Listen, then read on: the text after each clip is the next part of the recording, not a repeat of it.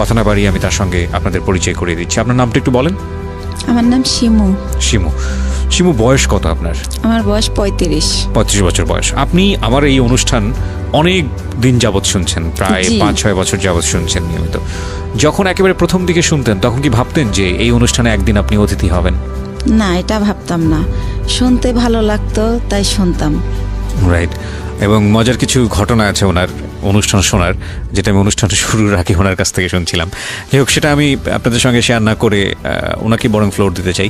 আমি আপনাকে বলবো যে একেবারে আরামসে গল্প করবেন আপনি, একেবারে নিজের বাড়িতে যেভাবে মানুষ গল্প করে, নিজের জীবনের ঘটনাগুলো বলে, দিল খুলে মন খুলে কথাগুলো বলবেন, ঠিক আছে? জি, শুরু করুন আপনি, ছোটবেলা থেকে যেখান থেকে মনে পড়ে। আমার ফ্যামিলিতে হচ্ছে আমরা 4 ভাই 4 বোন। আমার আব্বু হচ্ছে বিজনেস করতো। জন্ম জেলা কোথায় আপনার? আমার জন্ম জেলা পিরিজপুর জেলা, মঠবাড়িয়া থানা। আচ্ছা আচ্ছা, ওকে। বাবা বিজনেস করতে ছোটবেলাতে দেখেছেন আপনি। কয় ভাই বোন আপনারা? আমরা 8 ভাই বোন। আপনার পজিশন? আমার বড় হচ্ছে 2 ভাই 1 বোন। বড় 2 ভাই 1 বোন, আপনি 4 নাম্বার? জি, আমি 4 নাম্বার। আচ্ছা, বলেন। তো ছোটবেলা যেটা দেখতাম যে আব্বু বিজনেসের কারণে খুব একটা বাড়িতে থাকতো না, দেশের বাইরে বাইরে, মানে বাংলাদেশের মধ্যেই জেলায় জেলায় বলতে গেলে, বিশেষ করে একটুখানি ওনার বিজনেসটা বলি।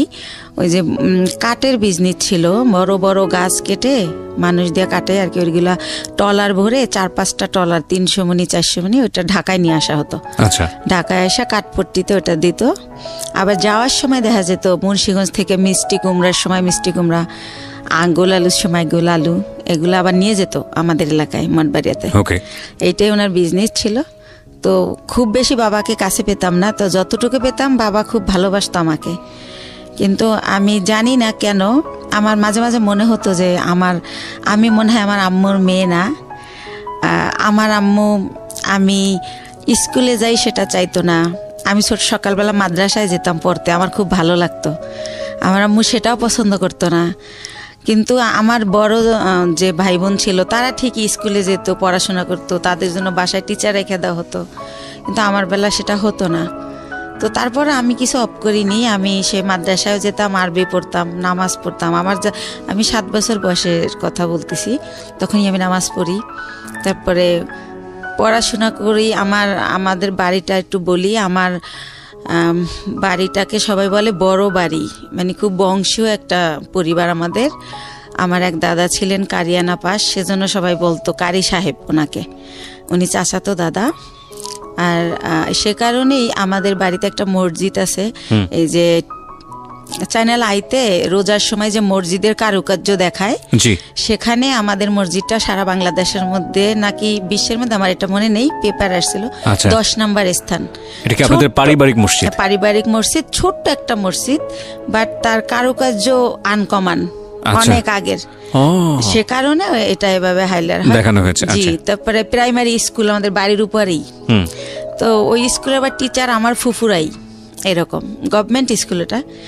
তো স্কুলে দেখা যেত আমি খুবই একটু মানে ছেলেদের মতো আমার চলাফেরাটা ছিল। যেমন অনেক টিফিনের সময় সবাই খাবার খেত, আমি কোন গাছে আমলকি হয়েছে, কোন গাছে এটা সেটা ফল পেরে আনতাম। তো এই জন্য স্যারদের খুব বকাও খাইতাম সবসময়। তো যাই হোক, এভাবে কাটে। তো ওই যে বললাম বাবাকে খুব কম পাই। তো একটা কথা মনে পড়ে বাবার, যে সে যখন যাইতো বাড়িতে ঢাকার থেকে, তো ওই কাপড়ের খুঁতি বলতো তখন, টাকা নেওয়ার জন্য আর কি, ওইটা ভরে টাকা নিয়ে যেত।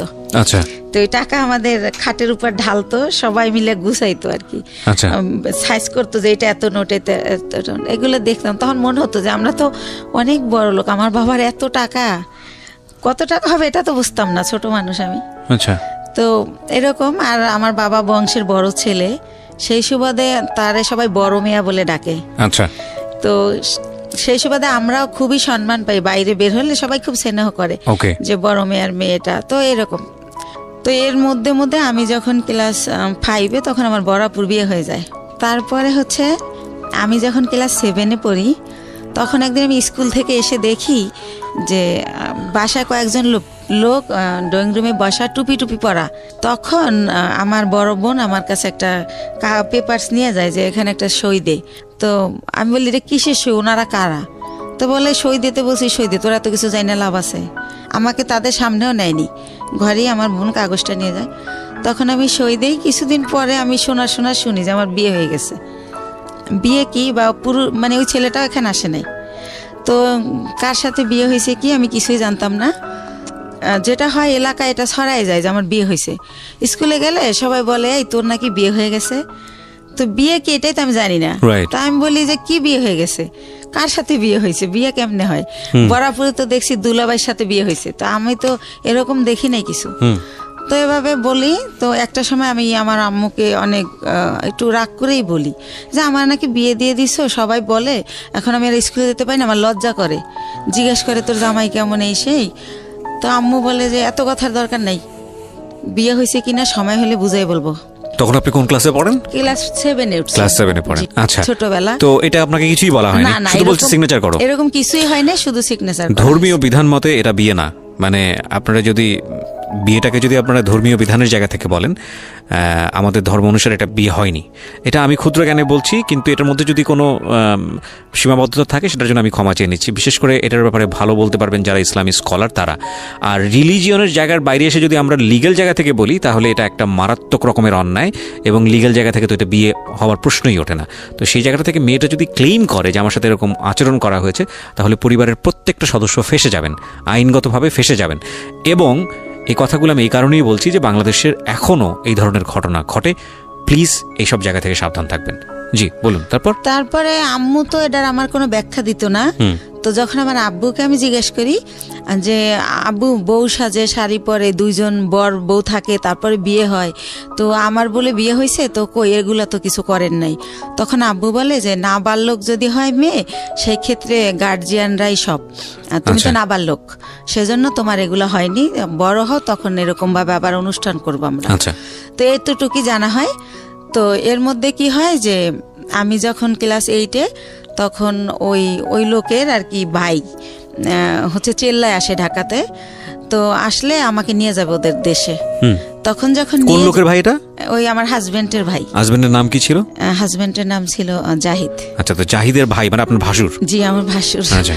তো উনি আর কি আসে ঢাকাতে, তো আমাকে নিয়ে যাব না সাথে। তো আমার আবার একটা অভ্যাস ছিল, এটা ভুলে গেছি বলতে, যে ছোটবেলা খুব বেড়ানের শখ, কেউ গেলেই তার পিছে পিছে চলে যেতাম।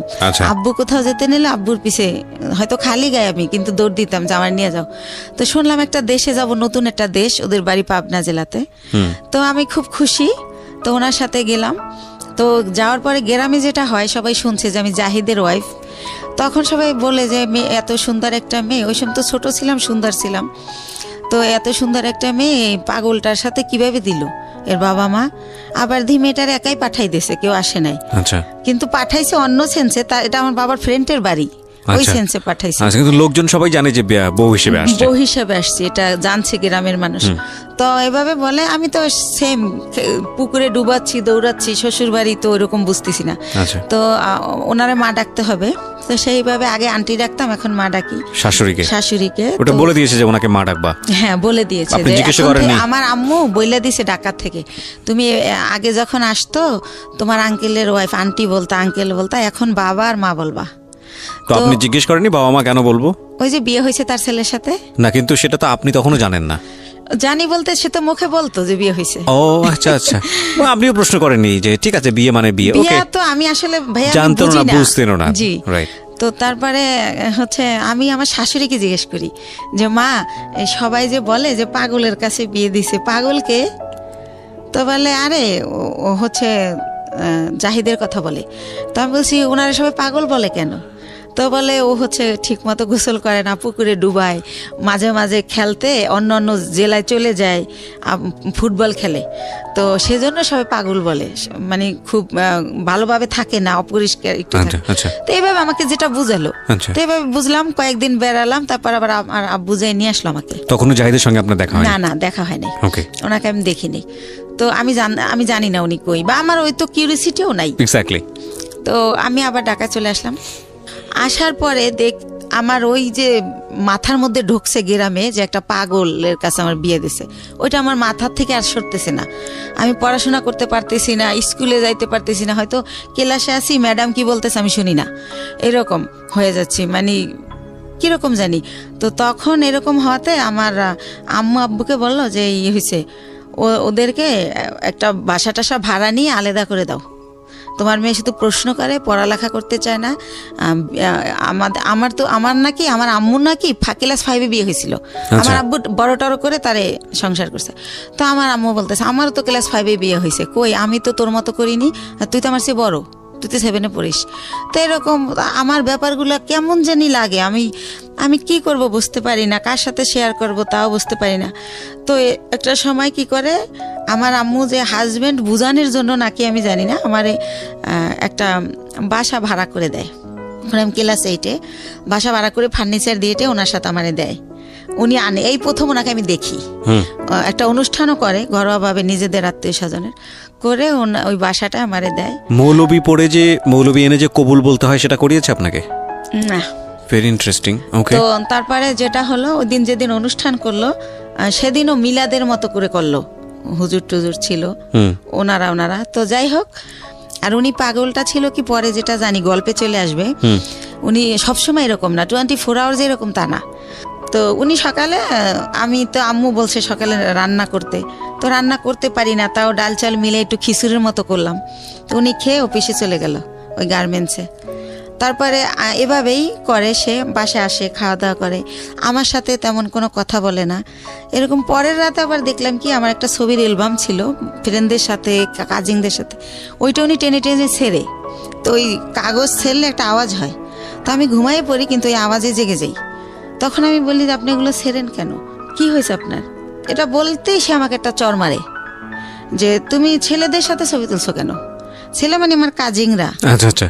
তখন আমি বলি তো কি হয়েছে, ও তো আমার খালাতো ভাই, আর আমরা তো একই বয়সের, একসাথে পড়াশোনা করছি, আমাদের বাসা থেকে পড়াশোনা করছে, তাই আপনি এমন করেন কেন, আপনি কি পাগল? আমি রাগ করে বলে ফেলি। তখন আমি ঠিক করি যে এর সাথে তো থাকা যাবে না, এভাবে কিভাবে থাকবো। তো ওই দিন রাত এভাবে কাটে, আমি সকালবেলা বাড়ি চলে যাই, গিয়ে আমার আম্মুকে বললে আমার আম্মু বলে তুমি বেশি চালাক, তোমাকে কে দেছে এই বুদ্ধি, কিসের পাগল, পাগল হলেও চাকরি করে কেমনে? হ্যাঁ, তো আমার সাথে সেই টর্চার শুরু হয়ে যায়, এরকম করে, কি করব। তো আমি বলি যাই হোক আমি আর ওই বাড়িতে যাবো না, তো এভাবে থাকি। তারপরে আমি ঠিক করি যে আমার কিছু একটা করতে হবে, আমি এই বাসায় থাকবো না, ওই বাসায় থাকবো না। তো আমাদের একটা পারিবারিক ডক্টর থাকে, পিজির অধ্যাপক, ওনার একটা ক্লিনিক দেয় মিরপুরে। তো আমি ওনার সাথে একদিন দেখা করে বলি আঙ্কেল আপনার এখানে আমার একটা কাজ দিবেন? তো বলে কি কাজ করবা তুমি, ছোট মানুষ? তো আমি বলি ওই যে প্রেশার মাপে কত কিছু করে, ইঞ্জেকশন দেয়, ওটা মানে শিখাবেন, আমি ওগুলো পারবো। তা আমি এইতে তো অনেকটা তো আর ছোট না। তো স্যার বলে, ওই আঙ্কেল বলে ঠিক আছে এখানে চাকরি করলে আমাকে স্যার বলতে হবে, স্যার বলতে পারবা? হাসে আর বলে। আমি বলছি হ্যাঁ পারবো। তো ওইখানে কিছুদিন আমি শেখার পর আমি ওগুলো শিখে যাই। শেখার পরে আমার কিছু স্যালারি দেওয়া হয়, আর বেশি হচ্ছে আমার ভালো লাগে যে আমি ওইখানে টাইমটা পাস করতে পারি। আচ্ছা। তো এইভাবে চিন্তা এটা কি আপনি নিজের বাড়ি থেকে করছেন? হ্যাঁ, শ্বশুর বাড়িতে যাচ্ছেন না? থেকেই না, ওই বাসায় আমি যাই না। তো বাবার বাড়ি থেকেই করছি, বাবার বাড়ির কাছেই, যেহেতু সেকেন্ড কলোনি থেকে মাজার খুব দূরে না। তো এভাবে করি। তো আমার বাবা জানতে চায় কেন করি, আমি বলি যে ডাক্তারি পোশাক, নার্সের পোশাক আমার ভালো লাগে, তো তাই করি, আমার খুব ভালো লাগতেছে। তো পড়াশোনার কি হবে, আমি না পড়াশোনা চলবে, সমস্যা নেই। তো এভাবে যাইতে থাকে।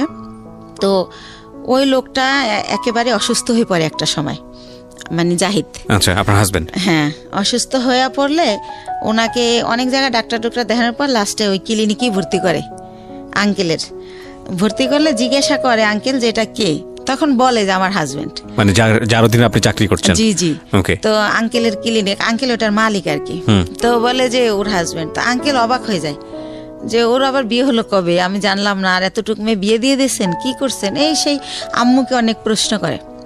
তো তারপরে বলতেছে উনি আবার আমার চেয়ে তো অনেক সিনিয়র, 12-14 বছরের বড়, জাহিদ। জি। তো এই জায়গাটায় হচ্ছে আঙ্কেল আমার বাবা মাকে অনেক রাগই করে, যেহেতু পারিবারিক ডক্টর, সেভাবে একটা তাদের ভালো রিলেশন।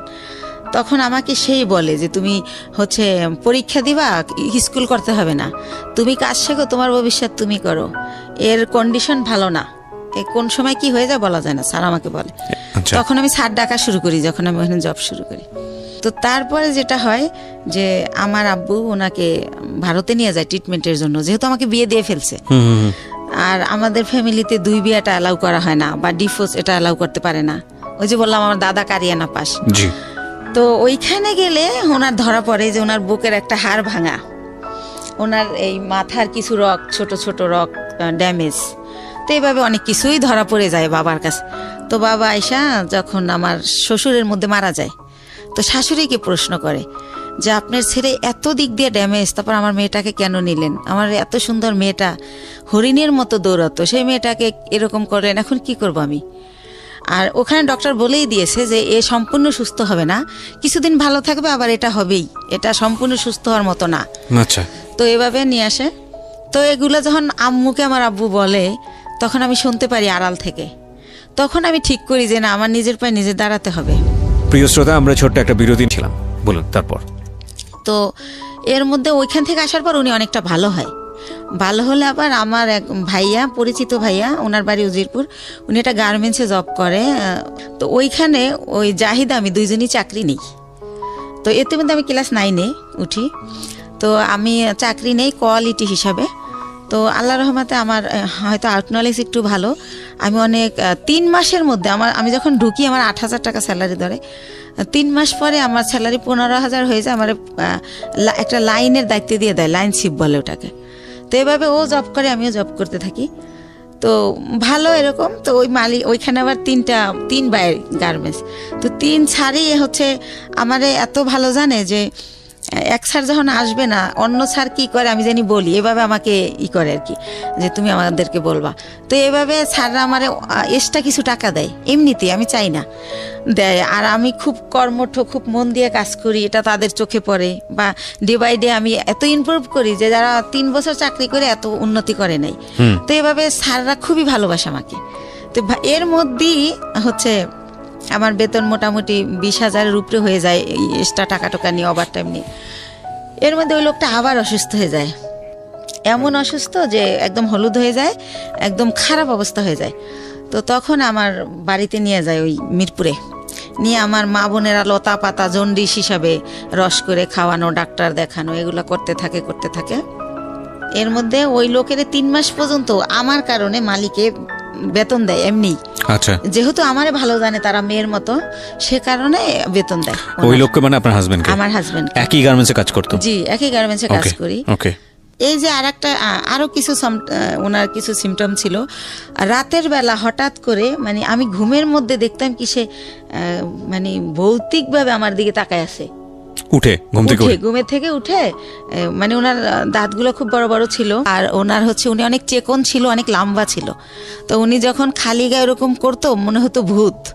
তো আমি খুব ভয় পেতাম। তো ভয় পেলে কি হবে, আমি আবার ছোটবেলা থেকে তো কোরআন পড়তাম, নামাজ পড়তাম। তো ওইভাবে আবার দোয়া টোয়া পরে আবার ঘুমাই যেতাম। যেহেতু আমার অফিসটা ছিল সকাল 8টা থেকে রাতের 10টা পর্যন্ত, তো অনেক হার্ডওয়ার্ক করা হতো, রাতে খুব ক্লান্ত থাকতাম। তো আমি আর কেউ বলা বন্ধ করে দিলাম, কারণ ফার্স্ট দিকে যখন এর কথা বলতাম কেউই তো অ্যালাউ করতেছে না, আমাকে কেউ বুঝতেই আসে না। তো যাই হোক, এভাবে হয় আমার হচ্ছে। এভাবে চাকরি করতে করতে 2001 সালে আমি হচ্ছে 2000-এর শেষের দিকে আমি কনসেপ্ট করি, অফিসে মাথা ঘুরে পড়ে যাই। তখন আমারে হচ্ছে পরীক্ষা নিরীক্ষা করে ডাক্তারের কাছে নিয়ে দেখে যে আমার বাচ্চা পেটে। জি। তো বাচ্চা পেটে দেখলেও আমি অসুস্থ, ওষুধ খাচ্ছি, রেস্ট, যখন মাথা ঘুরে যায় নামাজের রুমে রেস্ট নিচ্ছি, যেহেতু স্যাররা আমার ভালো জানে। তো সেভাবে আমি আমার জবটা চালিয়ে যাই। তো যখন 6 মাস হয়ে যায় তখন আমি আর পারি না, নিজের সাথে আর যুদ্ধ করতে পারি না, তখন আমি জবটা ছেড়ে দেই। তো এর মধ্যে আমার মোটামুটি বেশ কিছু টাকা সঞ্চয় হয়ে যায়।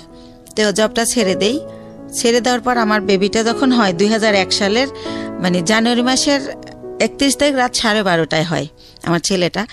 সেখানেও বলি, আমাকে যখন একটা প্রাইভেট ক্লিনিকে নেয়, অন্য লোকে নেয়, আমার হাজবেন্ড নেয় না। আর আমি যে প্রেগনেন্ট, এই সময়টা আমার মার আমাকে একটু সময় দেওয়া উচিত, আমার কাছে থাকা উচিত, কিন্তু আমার মা সেটা করে না। তো সে কারণে আমি ওই ভাড়া বাসায় থাকি, মার কাছে আর থাকি না। তো আমি যখন আমারে অন্য মানে ভাড়াটিয়ারা নিয়ে যায় একটা ক্লিনিকে, সেখান থেকে আমার অবস্থা খারাপ দেখে, যেহেতু আমার বয়স কম, সেজন্য আমার অবস্থা খারাপ হয়ে যায়, বা আমার খাওয়া দাওয়া হয় না ভালো। তো আমার ঢাকা মেডিকেল নিলে তখন ডক্টররা বলে যে ইমিডিয়েটলি সিজার করতে হবে, না হলে বাচ্চা মা কাউকে বাঁচানো যাবে না। তো সিজার করবে, হাজব্যান্ডের সিগনেচার লাগবে। এখন হাজব্যান্ড কোথায়? তখন উনি আবার ওই অসুস্থ থেকে সুস্থ হয়ে মোটামুটি অফিসে আবার যায়। ওই কোম্পানি আবার অফিসটা পুরান ঢাকায় নিয়ে যায়, সেখানে উনি জব করে। তো ওনাকে বারবার বলা হয় যে আপনি আসেন, আপনার সিগনেচার ছাড়া অপারেশন হবে না। বলে কেউ একজন দিয়ে দিলি হয়, আমি যাব না, সে আর যাই না। তো এক পর্যায়ে আমার যে এক ভাইয়া, ওই যে বললাম যে আগে জব করতাম একসাথে, ওই ভাইয়াটা হাজবেন্ডের জায়গায় সিগনেচার করে। তো আমার সিজারে আমার ছেলেটা হয়। আপনার ছবি দেখাবো না, আমি নিয়ে আসছি মাশাল্লাহ। জি।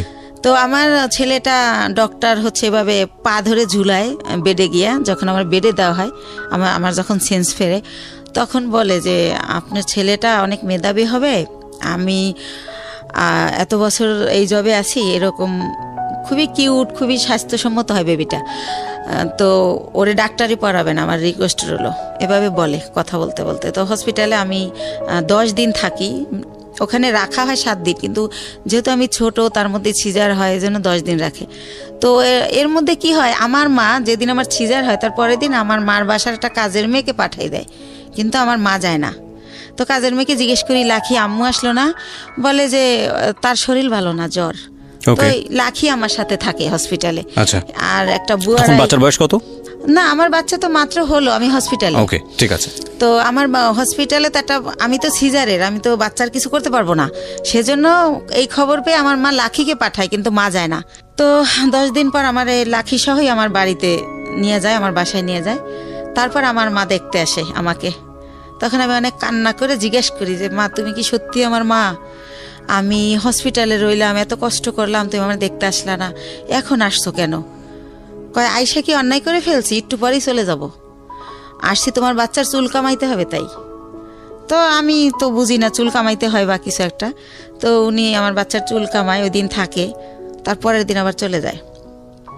তো এর মধ্যে আমার ওই যে ভাইয়াটা যে সিগনেচার দিছিল, সেই ভাইয়াটা আমার বেবিটাকে দেখতে আসে। আসার পরে আমি ওনার সাথে শেয়ার করি যে ভাইয়া, আমি তো এখন জব করতে পারবো না, জব করলে আমার বাচ্চা কার কাছে রাখবো? তাহলে আমার তো কিছু টাকা আছে, আপনি কি আমার টাকাটা নিয়ে কোনো ব্যবসা করতে পারেন, এরকম যে আপনিও ব্যবসাটা করলেন, আমারে কিছু দিলেন যাতে আমি চলতে পারি বাচ্চা নিয়ে। তো উনি আমার সবই জানে, আমার কষ্টের কথা। তো বলে আচ্ছা দেখা যাক কি করা যায়। তো উনি আবার 1 সপ্তাহ পরে এসে বলে, শিমু একটা ব্যবসা খুঁজে বের করছি। কি? এক্সেসরিজ ব্যবসা, গার্মেন্টসের মাল কিনে আমরা গার্মেন্টসে দিব। তো আমি তো বুঝি না এক্সেসরিজটা। তো উনি আমার বুঝাই বলে যে পলিথিন, কার্টন, লেবেল, হ্যান্ডটেক, এইসব। তো কত টাকা লাগবে ভাইয়া? তো বলে তোর কাছে কত টাকা আছে সেটা বল। তাই আমি বলি আমার কাছে মনে হয় 60-70 হাজার টাকা আছে, এটা হবে? তো বলে যে হ্যাঁ, এটা দিয়েই শুরু করি, প্রথম দেখি কি হয়। তো আল্লাহ রহমতে উনি শুরু করলে প্রায় আমার খরচও চালায়। এরপরে উনি 6 মাস পরে বলে যে প্রায় আমাদের পুঁজি হয়ে গেছে 3 লাখ টাকার মতো 6 মাসের মধ্যে। তো অনেক ভালো লাভ। তো তখন বলে যে আরও টাকা ইনভেস্ট করলে ভালো হতো। তো আমার বাবার দেওয়া কিছু গয়না থাকে আমার, সেই গয়নাগুলো আমি বিক্রি করে আরও টাকা ওইখানে ঢুকাই। তো এরকম করতে করতে আমার বাচ্চাটা, মানে আমার ছেলেটার বয়স হয়ে যায় 2 বছর। 2 বছর, ওকে। 2 বছর হয়ে যায়। তো আল্লাহ রহমতে ভালোই আছি, ভালোই চলতেছি, ব্যবসা খুব ভালো হচ্ছে। তো এভাবে তো আমি বলি যে ভাইয়া এখন একটা অফিস নেন, তাহলে আরও ভালো হবে। তো ভাইয়া কি করে, একটা আরামবাগে ছোট একটা অফিস ভাড়া নেয়, কার্ড ছাপায়, ভিজিটিং কার্ড, কোম্পানির একটা নাম দেয়, স্বদেশ ইন্টারন্যাশনাল। তো এইভাবে একটা নাম দিই আমরা। তো তারপরে যেটা হয় যে ব্যবসা কি হয়, যে টাকা যায় তার চেয়ে আমরা 3 ডবল মাল বাকি আনা যায়। ধরেন 1 লাখ দিয়ে 3 লাখ টাকার মাল বাকি আনা যায়। এভাবে আমরা আবার কোম্পানির মাল দেই। এভাবে করতে করতে আল্লাহর রহমতে আমাদের পুঁজি প্রায় সেই 30-40 লক্ষ টাকা হয়ে যায়। যেহেতু আমরা কম পুঁজি খাটাই ভালো ব্যবসা করতেছি, যেহেতু আমাদের লেনদেন ভালো। এর মধ্যে আমাদের 3টা কর্মচারী নিয়ে নেয় ভাইয়া, একটার নাম স্বপন, একটা বাপ্পি, আর একটা রেজা। তো এভাবে ভালো ব্যবসা চলতেছে। তো আমার ছেলেটা 2 বছর যখন হয়, ও একা পেন্সিল খাতা দিয়ে বসাই দিয়ে খেলতে, দেখি যে ও সরোয়া লিখে ফেলে। এভাবে তো দেখি যে আব্বু এরকম করো, তো লেখে।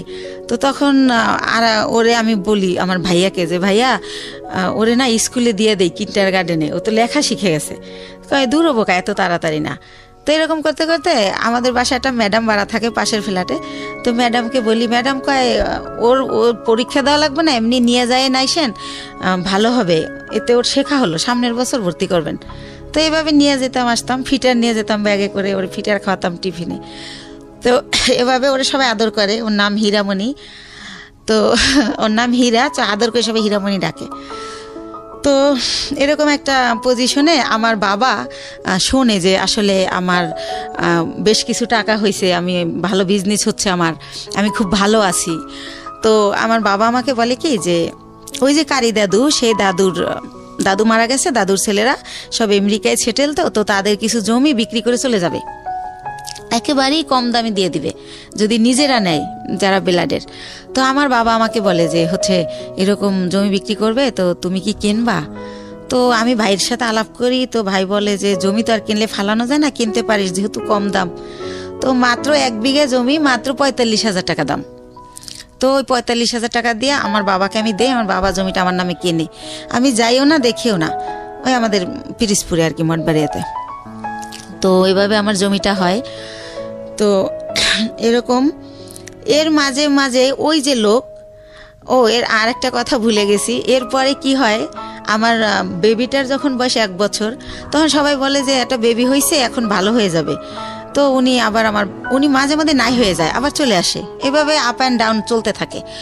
তো অনেকে বলে যে বিজনেসে ঢুকাইতে, তো আমি দেই না, কারণ তো ওনার তো ব্রেন ঠিক নাই, তো সেজন্য দেই না, যে না উনি মাঝে মাঝে জব করে আবার চলে যায় আবার আসে। তো উনি কি করে, ঈদ যেমন প্রথম ঈদ আমার বেবি হওয়ার পরে, তো ঈদের দিন উনি হচ্ছে চান রাতের দিন ওনার এক ভাগ্নে আমার এখানে জব করে, যেটার নাম বললাম রেজা, আর একটা থাকে ভাগ্নে আনোয়ার। তো চান রাতের দিন ওরা বাসায় আসছে, তো রাত অনেক হয়েছে, আমি বলি এই তো আনোয়ারে জিজ্ঞেস করি তোমার মামা বাসায় আসবে না? বলে না। আমি বলছি কেন, কোথায় গেছে? কয় ওনার এক ফ্রেন্ড আসছিল কুমিল্লা থেকে, সম্ভবত উনি কুমিল্লা চলে গেছে। তো এর আগেও একবার ফার্স্ট ঈদে এরকম করে, উনি চান রাতের দিন নাই হয়ে গেছে, তো উনি আবার কোরবানির আগে ব্যাক করে। এতদিন উনি কই ছিল জিজ্ঞেস করলে অ্যান্সার করে না। তো সেম কাহিনী আমার ছেলে হয়েছে, আমার ছেলের বয়স 1 বছর, আমার ছেলের ফার্স্ট ঈদ উনি এরকম চান রাতে আসে নাই। তো আমি বললাম যে আগে আসে নাই সেটা একটা ব্যাপার ছিল, এখন তো একটা ছেলে আছে, তা উনি গেল কোথায়? তো এভাবে জানতে জানতে জানি যে উনি কুমিল্লা চলে গেছে। কিন্তু ওনার একটা ব্যাপার ছিল যে উনি কোথায় যেত এটা বলে যেত না কখনো, ওনার মনে হয়েছে উনি চলে গেছে, আবার কেন জানি মনে হয়তো উনি ব্যাক করতো, উনি এই টাইপের ছিল। তো এভাবে কিন্তু আমার বাবা ওই সম্পত্তিতে আমার নামের জায়গায় স্বামীর নাম ইউজ করতে হয়, কাগজের তো একটা আছে, ফর্মালিটি আছে সেই ক্ষেত্রে। তো এভাবে করতে করতে 2007 সাল খুবই ভালো চলতেছি। 2007 সাল হয়ে গেল, আমাদের বিজনেস আরও অনেক বড় হলো, সরকারিভাবে এলসি করা হলো। তো এভাবে করতেছি। এর মধ্যে হচ্ছে ওই যে ভাইয়া যে প্রধান ছিল বিজনেসের সব কিছু দেখাশোনা করতো, ওনার নাম হচ্ছে দুলাল, ওনার বাড়ি উজিরপুর থানায়, সানুহার গ্রাম। তো ওনারে আমি আমার আপন ভাই ব্লাডের চেয়েও বেশি, মানে ওনারে আমি অনেক রেসপেক্ট করতাম। উনি বাসায় আসলে আমার মনে হতো আমার ফ্লোরটা ভয়তে কাঁপে, কারণ মাথায় কাপড় না থাকলে বলতো মাথায় কাপড় নাই কেন, একটু হেসে কথা বললে, একটু জোরে হাসলে বলতো মেয়ে মানুষ এত জোরে হাসে কেন, বা এসে জিজ্ঞেস করতো 5 ওয়াক্ত নামাজ পড়ছিলি তো। খুব শাসন করতো, ইসলামিক মাইন্ডেড ছিল, চারিত্রিক বৈশিষ্ট্য খুব ভালো ছিল। তো ওনারে অনেক রেসপেক্ট করতাম। তো উনি ছিল আমার সব কিছু। কোথায় কি আমি তো আর অত বুঝি না, মেয়ে মানুষ, বিজনেসটা উনি করতো, কিন্তু টাকা পয়সা যখন শর্ট পড়তো আমি ফ্রেন্ড সার্কেল দেখে দাঁড় করতাম, এরকম করে দিতাম, আবার ব্যাংক লোন করতাম, এরকম ভাবে চলতো। কখনো গহনা বিক্রি করতাম, এরকম চলতো। তো ভালোই। এর মধ্যে হচ্ছে 2007-এর দিকে উনি ফেরত আসলো ইভেন্ট, তখন আমি ওনাকে কোনোভাবেই রাখবো না। তো আমার বাবা মা সবাই বললো যে হচ্ছে শেষবারের মতো দেখো, এরপরে যদি চলে যায় তাহলে আর আমরাই ওনাকে কোনোভাবে আর অ্যালাউ করবো না। তো সেবার উনি 3 মাস ছিল। আচ্ছা, 3 মাস কোথায় যেত আপনি জানতেন না? না, একদমই জানতেন না। ওনার বাবা মাও জানতো না, উনি যখন বিয়ের আগে ভাবে নাই হইতো, আচ্ছা, জানতো না উনি কোথায় যায়। তো যখন হচ্ছে 3 মাস ছিল, এবার 3 মাস থাকার পরে উনি আবার নাই হয়ে চলে যায়। তো তারপরে হচ্ছে কি, উনি যখন চলে যায় এই 3 মাস থেকে, এই লাস্ট, ওনার পাটার আসবে না, এরপর আমি অন্য ইয়েতে যাব। তো উনি যখন চলে যায় তখন আমার আবার বেবি পেটে চলে আসে, সেকেন্ড বেবি। কিন্তু একটা কথা ভাইয়া বলে রাখি, মানে হাজব্যান্ড ওয়াইফ এক জায়গায় যাওয়া, হাজব্যান্ড ওয়াইফ কথা বলা, একসাথে খাওয়া, ওনার সাথে আমার এটা কোনোদিনও ছিল না। কিন্তু কি হতো, উনি আসলে ঘুমাতো আলাদা রুমে, কিন্তু হয়তো বা সকাল আজানের পরে বা আজানের আগে কোনো একটা টাইমে আমি ফিল করতাম যে উনি আমার বেডে আসছে। মানে হঠাৎ করে আচমকা শারীরিক সম্পর্ক? হ্যাঁ, হঠাৎ করে আসতো, উনি আমার সাথে ঘুমাতো না, আসতো, আমি টের পাইতাম। অনেক সময় আমি এমনও হয়েছে যে ওনাকে আমি মেরেছি। হঠাৎ করে তুমি কেন আসলে? আমি ঘুমাইছি, বাচ্চাকে ঘুম পাড়িয়ে, বা আমার শরীর খারাপ, হঠাৎ করে ঘুমের মধ্যে, তো আমার খারাপ লাগতো, আমি ধাক্কা টাক্কা দিতাম এভাবে। তো এভাবে উনি ওনার সাথে আমার রিলেশনটা শারীরিক যেটা বলেন এতটুকুই ছিল, এর বাইরে কিছু ছিল না। ভালো মন্দ কোনো কথা বলা ছিল না, কোনো দিনও ছিল না এটা। জি, সেকেন্ড বেবি আসলো। হ্যাঁ, সেকেন্ড বেবি আসলো। তো এখন আমি তো সেকেন্ড বেবি নেব না, কারণ আমি ফার্স্ট বেবির কারণেই আমি আমার জবটা ছেড়ে দিয়েছি, বিজনেসটাও মানুষ করতেছে।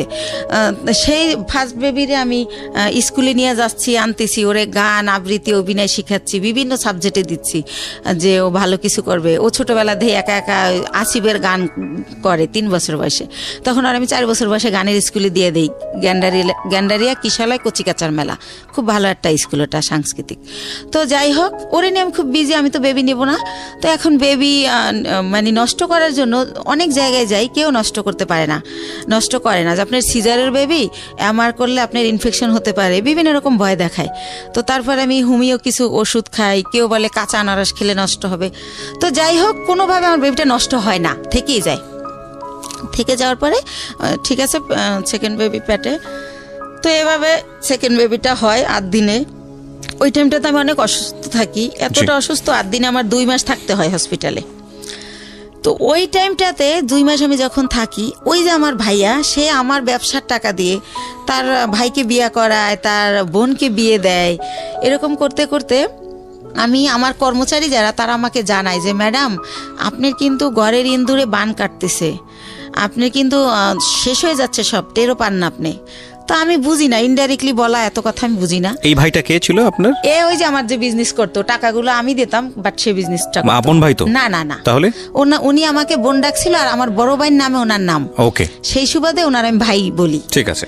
তো এইভাবে, তো আমি এগুলো শুনলে ওনার আমি এত বিলিভ করি যে এত বছর সে আমার বিজনেসটা, সে 60,000 টাকা পুঁজি থেকে আল্লাহ রহমতে এখন 40-50 লক্ষ টাকার বিজনেস, সে যদি আমার ভালোই না বাসতো, এটা তো হতো না। আর আমার ছেলেটাকে প্রচণ্ড রকম ভালোবাসে, মানে সে ডিউটিতে থাকলেও বারবার ফোন দিয়ে জিজ্ঞেস করে।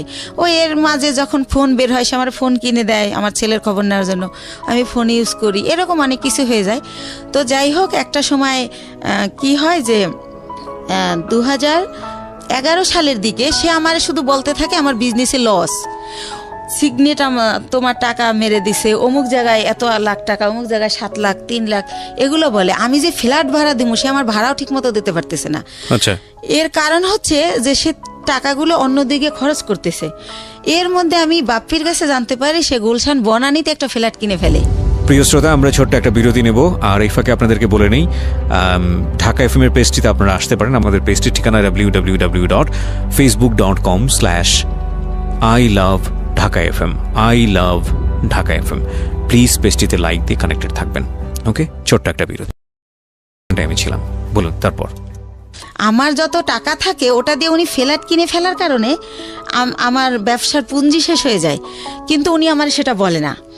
তো এর মধ্যে বাপ্পি যখন বলে, ওনার আমি যখন জিজ্ঞেস করি যে ভাই, ওনার আমি ভাই বলেই ডাকতাম, আর উনি আমার ভাই ভাইকেই কথা বলতো। তো ভাই, একটা সত্যি কথা বলবেন, একজনের শুনলাম আপনি নাকি আমাদের জন্য একটা ফ্ল্যাট কিনছেন। আমি আমাদের জন্য বলি, আমি উনি কিনছে ওটা বলি না, আমাদের জন্য একটা ফ্ল্যাট কিনছেন। তখন হাসে আর কয়, এই গুলশান একটা ফ্ল্যাটের দাম জানিস? কিসের ফ্ল্যাট কিনছি গুলশানে? তুই ভুল শুনছিস। তো এর মধ্যে আবার সে আমার একটা সান্ত্বনা দিল যে রিভার ভিউতে 6 শতক জমি কিনছি তোর আর আমার নামে। হয়তো ওইটা কেউ শুনছে, বাপ্পিরে বলছিলাম, মনে হয় বাপ্পি তোরে ওইটা উল্টাভাবে বলছে। তো আমি ভাইয়ের কথাই বিশ্বাস করলাম, বাপ্পির কথা আর বিশ্বাস করলাম না। বাপ্পি আমাদের শুরু থেকেই কর্মচারী। তো যাই হোক, এভাবে 12 সালে দেখি যে আমার হচ্ছে মানে এমন অবস্থা হয়ে যাচ্ছে, সে 2-3 মাসের ভাড়া একসাথে দিচ্ছে। তারপরে সে হঠাৎ করে বলল যে আমি একটু দেশে যাব, আমার বাড়িতে একটু কাজ আছে, জমি জমার ব্যাপারে, আমি 2 দিনের পর চলে আসব। সে বাড়ি গিয়ে 22 দিন হয়ে গেছে যখন সে আসে না। আর আমি ফোন দিলি বলে এই তো ভাই কাইলে আসবো, পরশু আসবো, এরকম করে। এদিকে কর্মচারীরা বলে যে যাদের থেকে আমরা মাল বাকি আনি ওরা টাকার জন্য তাগেদা দিচ্ছে, আবার আমরা যেখানে টাকা পাবো সেখানে ওরা গেলে টাকা দিচ্ছে না, যে টাকা তো দেবো দুলালের কাছে। তো এভাবে আমি একদিন অনেক কান্নাকাটি করি, ভাই আপনি আসেন না কেন, এরকম এরকম অনেক কিছু বলি। এর মাঝে আমাদের ডিএসএস একটা অফিস নেয়, ওই অফিসটা ছেড়ে আরামবাগেরটা। তো আরামবাগেরটা আমি চিনতাম, ডিএসএস এর অফিসে আমি কোনোদিন আসি নাই, কারণ যেহেতু ছেলেদের কাজ কারবার সবাই পুরুষ মানুষ, ভাই চাইতো না যে আমি আসি, তো আমি আসতাম না। তো আমি অনেক কান্নাকাটি করি যে ভাই আমার কি সব কিছু শেষ হয়ে গেল, আমার স্বামী দিয়ে আমি সুখ পাইলাম না, আমি চিন্তা করছিলাম আমার ছেলেটাকে আমি মানুষ করব, আপনি তো সবই জানেন আমার জীবনের, এখন আপনি কোথায় গিয়ে লুকাই রয়েছেন, আমার কি হবে এখন, আমি কোথায় যে দাঁড়াবো। জি। তো এভাবে অনেক কান্নাকাটি করার পরে বলে কি যে আচ্ছা ঠিক আছে আমি 2 দিন পর আসতেছি। এরকম করতে করতে সে 1 মাস থাকে। 1 মাস থাকার পর আমি জানতে পারি যে সে বিয়ে করছে দেশে, সেজন্য সে আসে না। তো সে 1 মাস পরে সে বউ নিয়ে এসে ওই গুলশান ফ্ল্যাট কমপ্লিট হয় নাই দেখে সে লেট করতেছিল বাড়িতে।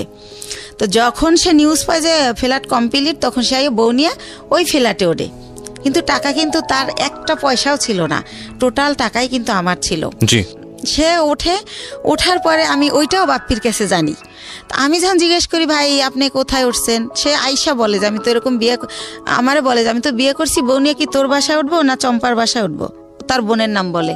এই চম্পাকেও সে বিয়ে দেয় আমার অর্থ দিয়েই, এটা আমি পারমিশনই দিছিলাম, কিন্তু সে যত টাকা খরচ করছে অত টাকা খরচ করতে আমি বলছিলাম না। তো যাই হোক, আমি বলি যে না আমাদের বাসা আপনার বউ নিয়ে উঠবেন কেন, এটা কেমন দেখা যাবে, আপনি চম্পার বাসায় ওঠেন। কারণ তার প্রতি তো এর মধ্যে আমি বিরক্তি, সে আমার সাথে যা করতেছে ঠিক করতেছে না। তো পরে আমি জানতে পারি যে সে আসলে নিজের ফ্ল্যাটই ওঠে। তো ওঠার পরে আমি তখন তারে বলতে থাকি যে ভাই আমি আপনি যে 1 মাস ছিলেন না, আমি অনেক টাকা লোন করছি, এটা দিতে হবে, আপনি আমার তাড়াতাড়ি টাকা দেন। আমি টাকার জন্য তার খালি প্রেশার ক্রিয়েট করতে থাকি যে আমার কত টাকা আছে, আমার হিসাবটা দেন। তো আরেকটা কথা বলে রাখি, সে আমার একটাবার বলে কি ডিএসএস অফিস নেওয়ার আগে যে 20 লক্ষ টাকা না দেখাইলে গভর্নমেন্ট আমাদের এলসি করতে দিবে না। তো সেই ক্ষেত্রে আমাদের তো এখন 20 লক্ষ টাকা নাই ব্যাংকে, মনে হয় 10 লাখ টাকার মতো আছে। তো ব্যাংক এশিয়াতে চম্পার একটা অ্যাকাউন্ট আছে, ওর 10 লাখ টাকা আছে। তা আমাদের টাকাটা ওর অ্যাকাউন্টে ওরে দিয়ে জমা দেওয়াই, তাহলে 20 লাখ টাকা দেখাইলে আমাদের এলসি দেবে, তাহলে আমাদের ব্যবসাটা অনেক বড় হবে, আমাদের খুব রিসেন্টলি তোদের আমি ঢাকায় ফ্ল্যাট কিনে দেবো, এইভাবে বলে। তো বলার পরে আমি আমার নামে থাকে ওই যে 10 লাখ টাকা থাকে ওটা আমার নামে থাকে। তো ওইটা আমি উঠাই দিই, দিলে ওইটা উনি চম্পার অ্যাকাউন্টে দেয়, উনিও হয়তো শুনবে এটা। তো দেওয়ার পরে দেখেন আমার টাকাটা চম্পার হয়ে গেল। তো সেভাবে এক এক করে আমার সব কিছু এরা দখল করে নিছে। তো এর মধ্যে আমার ছেলেটা তো মাশাল্লাহ বড় হয়। তো এর আগে আরেকটা কথা ফেলাই যায়, 2009 সালে আমার ছেলে একটা মুক্তিযুদ্ধের গানের উপর নাচ করে বৈশাখী টিভিতে। ওইটা দেখার পরে ওরে অনেক চ্যানেল থেকে ডাকে। তো তারপরে আমি ওরা অনেক কিছুতে ভর্তি করি। তারপরে হচ্ছে ও 2009-এর শেষের দিকে বাংলাদেশ টেলিভিশনে একের পর এক প্রোগ্রাম করে। তো এই যে আমার টানাপোড়ের কারণে, আমি ছেলেকে নিয়ে দৌড়ানোর কারণে, আর আমার তো বিশ্বাস ছিল যে ভাই আমার সাথে বিশ্বাসঘাতকতা করবে না। তো এভাবে আমার ছেলের এই যে গান অভিনয় করে, নাটক টাটক এটা বন্ধ করে দেই। ঠিক আছে, বড় ছেলে না দুই ছেলে? বড় ছেলেটা, ছোটটা না। ছোটটা ঘরেই থাকে, ওরে কোথাও নেই না, ও হয় ছোট, ওর ওই হিস্ট্রি বলবো না, চোখ ফোটে না, 7 মাসের সময় বের করে ফেলতে হয় আমার অসুস্থতার কারণে। কেন বলবেন, এটা আপনার লাইফের অনেক বড় পার্ট। এবং এই অপ্রাপ্ত বয়স্কে যে বাচ্চাটা হলো, এই বাচ্চাটার জন্য তো ভবিষ্যৎ অন্ধকার হয়ে যাওয়ার মতো অবস্থা, এবং আপনার জন্য সেটা অনেক বড় রিস্কি ছিল। বলেছেন আপনি, ইনফ্যাক্ট এতটুকু বলা ঠিক আছে। আচ্ছা ঠিক আছে। তো যাই হোক, আমি বলছিলাম না যে 2 মাস ছিলাম হসপিটালে। তো এই জন্য ছোট ছেলেটাকে কোথাও নেও না, কিছু শিখাইও না, বড় ছেলেটাই। তো এর মধ্যে হচ্ছে যেটা হয় যে আমি এখন 2 ছেলে নিয়ে কি করব। এর মধ্যে 8 সালের পরে আমার স্বামীর সাথে টোটালি আমার আর মানে কোনো খোঁজ কেউ দিতে চাইলে আমি নেই না, বা আমি এমন জায়গায় বাসা ভাড়া নেই যে সে জানি নাচে নেই, কারণ তার যে সিমটম এগুলো যেন আমার ছেলেরা না দেখে। আমার ছেলেরা জানি ভালোভাবে মানুষ হয়, আমি ওদেরকে মানুষ করব। তো এইভাবে যখন আমাকে নিঃস্ব করে দেওয়া হয়, দুলাল ভাই সব কিছুই সে আমাকে দেবে বললে নিখোঁজ হয়ে যায়। কিছুই দেয় না। আপনার last বিজনেস পর্যন্ত। সমস্তটুকু নিয়ে সে নিখোঁজ। একদম নিখোঁজ।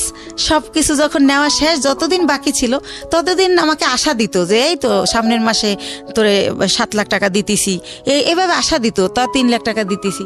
পরবর্তীতে আর আমার কিছুই দেয় না, সে নাই হয়ে যায়। তো তখন আমি মেন্টালি এতটা ডিজাস্টেড হয়ে যাই, আমি পাগল হয়ে যাই টোটালি। আমি রাস্তায় রাস্তায় শুধু শুধু হাঁটি। আমি সেই গ্যান্ডারের থেকে বুদ্ধিজীবী শহীদ মিনার যে 34 মাস দুপুরবেলা রৌদ্রে আকাশের দিক তাকায় কান্না করি আর আল্লাহর সাথে কথা বলি, আকাশের সাথে কথা বলি যে আল্লাহ তুমি বিচার করো, আল্লাহ আমার অপরাধটা কি, আমার বাবা মামার দিকে তাকাইলো না, আমি অনেক কষ্ট করে একটা বিজনেস করলাম, একজনের বিশ্বাস করলাম, সে এটা করলো, আমার স্বামী এটা করলো, আমার অপরাধটা কি, মানে এটা আমি কারে জিজ্ঞেস করবো পাই না। তো আমি আকাশের কাছে জিজ্ঞেস করি, আকাশের দিক তাকাই তাকাই কান্না করি আর বলি। তো এই টাইমটাতে আমি ভাইয়া 3টা মাস আমি শুধু ওর স্যালাইন খেয়ে বেঁচে থাকি। মানে যখন দেখি আমি আর পারি না তখন একটা স্যালাইন গোলাই আর খাই। আমার ব্যাগে সবসময় পানি থাকে 1/2 লিটার আর স্যালাইন থাকে 4-5টা। তো এভাবে আমি 3টা মাস, আমার মনে আছে, আমি ভাতের আহার গেলতে পারি না। আমার কি হলো, আমার কি হবে, আমি নিঃস্ব হয়ে গেলাম। দুলাল ভাইরে আর আমি খুঁজে পাই না কোনোভাবে, সে নাম্বার চেঞ্জ করে ফেলে। তো যাই হোক, তার বাড়ি ঠিকানা জানতাম, কিন্তু বাড়ি যাই আমি কি করব, কাকে বলবো এটা, সে তো বাড়িতে যায় নাই। তো যাই হোক, এভাবে গেল এই পাঠ। তো তখন আমার তো এই বাচ্চা দুইটাকে কিছু করে খাওয়াতে হবে ভাইয়া। তো তখন আমি চিন্তা করলাম, আমি এর আগে ওই যে বড় জমিটা যে কিনলাম তারপর আবার একটা ছোট জমি কিনি, 5 কাঠার জমি। এটাও আমার এক চাচার থেকে কেনা। তো আমি চিন্তা করলাম যে এই 5 কাঠা জমি বিক্রি করে আমি কিছু একটা করি। তো তখন ওই 5 কাঠা জমি আমি বিক্রি করব। এখন আমি যাকেই ঠিক করি, যেই আমাকে জমিটা কিনবে, যে জমিটা অ্যাডভান্স করতে যায়, তাকে আমার বোন থেরেট দেয়, বড় বোন, যে ওই জমি কিনলে তোর পা ভাঙা হাতও ভেঙে ফেলবো। লাস্ট পর্যন্ত আমার সৎ কাকা কিনবে, কালকে আমাকে 1 লাখ টাকা দিবে। আজ রাত 12টার সময় আমার কাকার নামে একটা মিথ্যা মামলা দিয়ে তাকে অ্যারেস্ট করানো হয়। তো এটা কেন করানো হয় আমি কোনোভাবে জানতে পারি না। তো একজনের কাছে জিজ্ঞেস করি, আমার বাবা মার কাছে জিজ্ঞেস করলে তারাও বলে না, তারা বলে আমরা জানি না। তো তখন শুনতে পারি যে জমি আমার বোন কিনবে, বাইরে বেচতে দেবে না সেজন্য। তো তখন আমি বাধ্য হয়ে আমার মাকে বলাই যে তাহলে বরাপারে বলো আমার জমিটা কিনতে। তো এর মধ্যে আমি শর্টকাট খুলে একটুখানি বলি, আমার বড় দুলাভাই বাংলাদেশের 20 জন ধনীর একজন, উনি বিশাল বড় লোক। তারপরে আমার ইমিডিয়েট যে ছোট, সে সৌদি আরবে বিজনেস করছে 25 বছরের মতো, সেও অনেক ভালো অবস্থায়। তো এরাও কিন্তু বড় লোক। তো আমার সেজো ভাইটাও মালয়েশিয়াতে ইঞ্জিনিয়ারিং পোস্টে গেছে উনি, সেও অনেক টাকার মালিক, আল্লাহর রহমতে অনেক ভালো পজিশন তার। অথচ এই যে আমি যখন তাদেরকে জানালাম যে এরকম দুলাল আমার সব মেরে পলাই গেছে, এখন আমার মৃত্যু ছাড়া উপায় নাই, আমার ঘরে ভাত নাই, আমার ঘর ভাড়া দেওয়ার মতো টাকা নাই, মানে এগুলো যখন প্রকাশ করলাম, তারা আমাকে খুব অপমানজনক কথাবার্তা বলল সবাই। মানে কোনোভাবে কেউ 5 টাকা দিয়েও আমাকে হেল্প করলো না। তো তারপর আমি ডিসিশন নিলাম জমি বিক্রি করার। এখন আমার বোন জমি কিনবে, কিন্তু সে কিন্তু আমাকে 5,000 টাকা দিয়ে হেল্প করলো না। তো যাই হোক, আমি বাধ্য হয়ে রাজি হলাম তাকে জমিটা দেওয়ার জন্য, মাকে দিয়ে বলালাম। তারপরে আমি গ্রামে গেলাম, তারপরে সে একজনকে দিয়ে জিজ্ঞেস করাইলো আমি জমির দাম কত চাই। তা আমার মা আমার শিখিয়ে দিল, তুমি বললো যে আপা তোমার যা ইচ্ছা তাই দিও, তাহলে তুমি বেশি পাবা, দাম টাম চাইও না। তো আমার মার কথাই আমি আমার বোনকে বলি, ওই যাকে দিয়ে বলায় তাকে বলি। তো পরের দিন আমাকে রেজিস্ট্রি করতে নিয়ে যায়, আমার কিন্তু 1 টাকাও দেয় নাই, বা কতটুকু জমি বা কত দাম কিছুই বলে নাই। তো ম্যাজিস্ট্রেট যখন জিজ্ঞেস করে আমি বলি যে হ্যাঁ টাকা বুঝে পাইছি। তো উনি আসার পর আমাকে মাত্র 1 লক্ষ টাকা দেয়, দিয়ে বলে যে তোর জমির দাম হচ্ছে 2,35,000, তো আর 1,35,000 টাকা আমি 15 দিন পরে দেবো। তো আমি 1 লাখ টাকা নিয়ে ঢাকায় চলে আসি। কিন্তু ওই যে দুলাল আমার টাকা দেয় না, আমি বাসা ভাড়া ছিলাম, ওই বাসা ভাড়া বেজে যায়, তারপরে ঋণ করে খাই ফ্রেন্ডদের কাছ থেকে, ছেলের খরচ করি স্কুলের। তো এভাবে ওই টাকা ঋণ দিতেই চলে যায় 1 লাখ। তো তখন আমি ব্যবসা আবার কিভাবে করব? তখন আমি আবার আমার বোনকে বলি, বলতে বলতে আমার মা বলে যে তুমি বাড়িতে আসো, আবার যাই। তখন আমার বোন আবার আমাকে 1 লাখ টাকা দেয়, দিয়ে বলে যে এই 35,000 টাকা বাকি আছে, এইটা তুই চাবি না, ফোন করে কখনো বলবি না, আমার যখন হবে আমি তোরে ফোন করেই বলবো, তখন তোরে দিয়ে দেবো। আচ্ছা ঠিক আছে। তো ভাইয়া, আল্লাহ যার উপরে নারাজ হয় তার হয়তো সব দিক দিয়েই হয়। তো তখন উনি 1 লাখ টাকা দেয়, ওই টাকাটাই না আমি ইন্ডিয়ার ব্যবসা শুরু করি। তো ব্যবসা শুরু করি ইন্ডিয়ার কসমেটিকের ব্যবসা। কয়েকজন আপার সাথে পরিচয় হয়, তাদের সাথে যাতায়াত করি, এভাবে চলতেছি। হঠাৎ করে আমার ব্যাক পেন শুরু হয়, আমি উঠতে পারি না, বসতে পারি না, খুব যন্ত্রণা। তো বাংলাদেশে যখন ডাক্তার দেখাতে দেখাতে পরীক্ষা নিরীক্ষার পর যেটা বলে যে আমার একটা কিডনি ড্যামেজ হয়ে গেছে। ওহো। তো একটা কিডনি ড্যামেজ কত হয়ে সালের ঘটনা গেছে। এটা? কত সালের ঘটনা? এটা হচ্ছে 13 সালের ঘটনা। 13 সালের ঘটনা। তো ড্যামেজ, তখন তো আপনার জাহিদের সঙ্গে যোগাযোগ সম্পূর্ণ off। সম্পূর্ণ off। কোথায় আছে, কি করছে, আমি কিছু কিচ্ছু জানেন না? জানি না, না। তো তখন আমার ড্যামেজ হয়ে গেল। তো আমার আত্মীয় স্বজনকে আমি ব্যাপারটা জানাই, মানুষ দিয়ে জানাই। কিন্তু ভাইয়া কষ্টের কথা হলো, আমার এক সৎ ফুফুর ক্যান্সার হয়েছিল, তাকে কেমো দেওয়ার জন্য আমার বোন প্রতি মাসে তার কেমোর খরচটা দিত। কিন্তু বাইরের মানুষেরে দেয়, যে ওর মেয়ে বিয়ে হয় না, বিয়ে দিয়ে দেয়, যার যা লাগে দেয়। কিন্তু সে আমাকে কোনোভাবে হেল্প করলো না। হেল্প না করলে আমার যে পুঁজিটা ছিল ওইটা দিয়া, আরেকটু বলি, তো বাংলাদেশে বলে ড্যামেজ হয়ে গেছে। তো আমার অনেকে বলে যে ইন্ডিয়ার ডাক্তার ভালো, ইন্ডিয়াতে দেখাও। তো ইন্ডিয়া দেবী শেঠি নামের একটা হসপিটাল মুকুন্দপুরে, সেখানে আমি দেখাই। ডক্টর বুজুরিয়া, উনি কিডনি বিশেষজ্ঞ ছিলেন। তো উনি পরীক্ষা নিরীক্ষার পর বলে যে আপনার কিডনি ড্যামেজ হয় নাই, এটা মিথ্যা রিপোর্ট, আপনার কিডনি ছোট হয়ে গেছে, একটা কিডনি একটু ছোট হয়ে গেছে, আপনি বেশ কিছুদিন অনাহারে ছিলেন, খাবার দাবার খাইতেন না, সেই জায়গার থেকে এটা হয়েছে। তো আপনি ঠিকমতো খাবেন, পানি খাবেন, আর প্রস্রাবে ধরলে লেট করবেন না। আর ওষুধ দেয় 3 মাসের। তো 3 মাস ওষুধ খাওয়ার পর আল্লাহর রহমতে মাত্র 2টা আইটেম ওষুধ দেয়, কিন্তু আমি 3 মাস পর আল্লাহর রহমতে ভালো হয়ে যাই। তো ভালো হয়ে যাই, এরপরে ওই যে 1 লাখ টাকা বাকি থাকে আমার বোনের কাছে, সেই 1 লাখ টাকাও তো আইনা এই যে চিকিৎসার কারণে প্রায় শেষ। তো তখন আমি 35,000 টাকা পাই, ওইটা চাই। ওইটা চাইলে সে একেবারে না করে দেয়, সে বলে আমি টাকাই পাবো না। তখন আপনার কাছে দুটো সন্তান। হ্যাঁ, এবং আমার কাঁধে 2টা সন্তান। ইভেন্ট আমার মা চাইলেই আমারে চালাতে পারে, আমার মাকে আমার ভাইয়ারা টাকা দেয়, এবং সেও না করে দিয়েছে, সেও কোনোভাবে আমাকে হেল্প করে না। বলেন তারপর। প্রিয় শ্রোতা, আমরা ছোট্ট একটা বিরতি নেব। সে মানে সেই তো নিষেধ করছিল যে 35,000 টাকা চাবি না, আমি ইচ্ছা মতো দেব। অথচ আমি যখন 6 মাস পরে আমার চলতেছে না, তখন চাই, তখন সে অস্বীকার করে। আর একটা কথা ভাইয়া, সে হচ্ছে বাইরে আমার এই জমিটা যারা কিনতে চাইছে তারা 5 লাখ টাকা দিতে চাইছে, 5 কাঠা 5 লাখ, কিন্তু আমারে দিবে 2,35,000। তারপরও আবার এই 35,000 টাকা সে না স্বীকার জান। আমি বলি, আপা তুমি তো মিথ্যা বলো না, মনে হয় ভুলে গেছো, মনে নাই, একটু মনে করে দেখো। সে আমারে অখাদ্য ভাষায় গালাগালি করে, ওই টাকাটা আর দিলই না।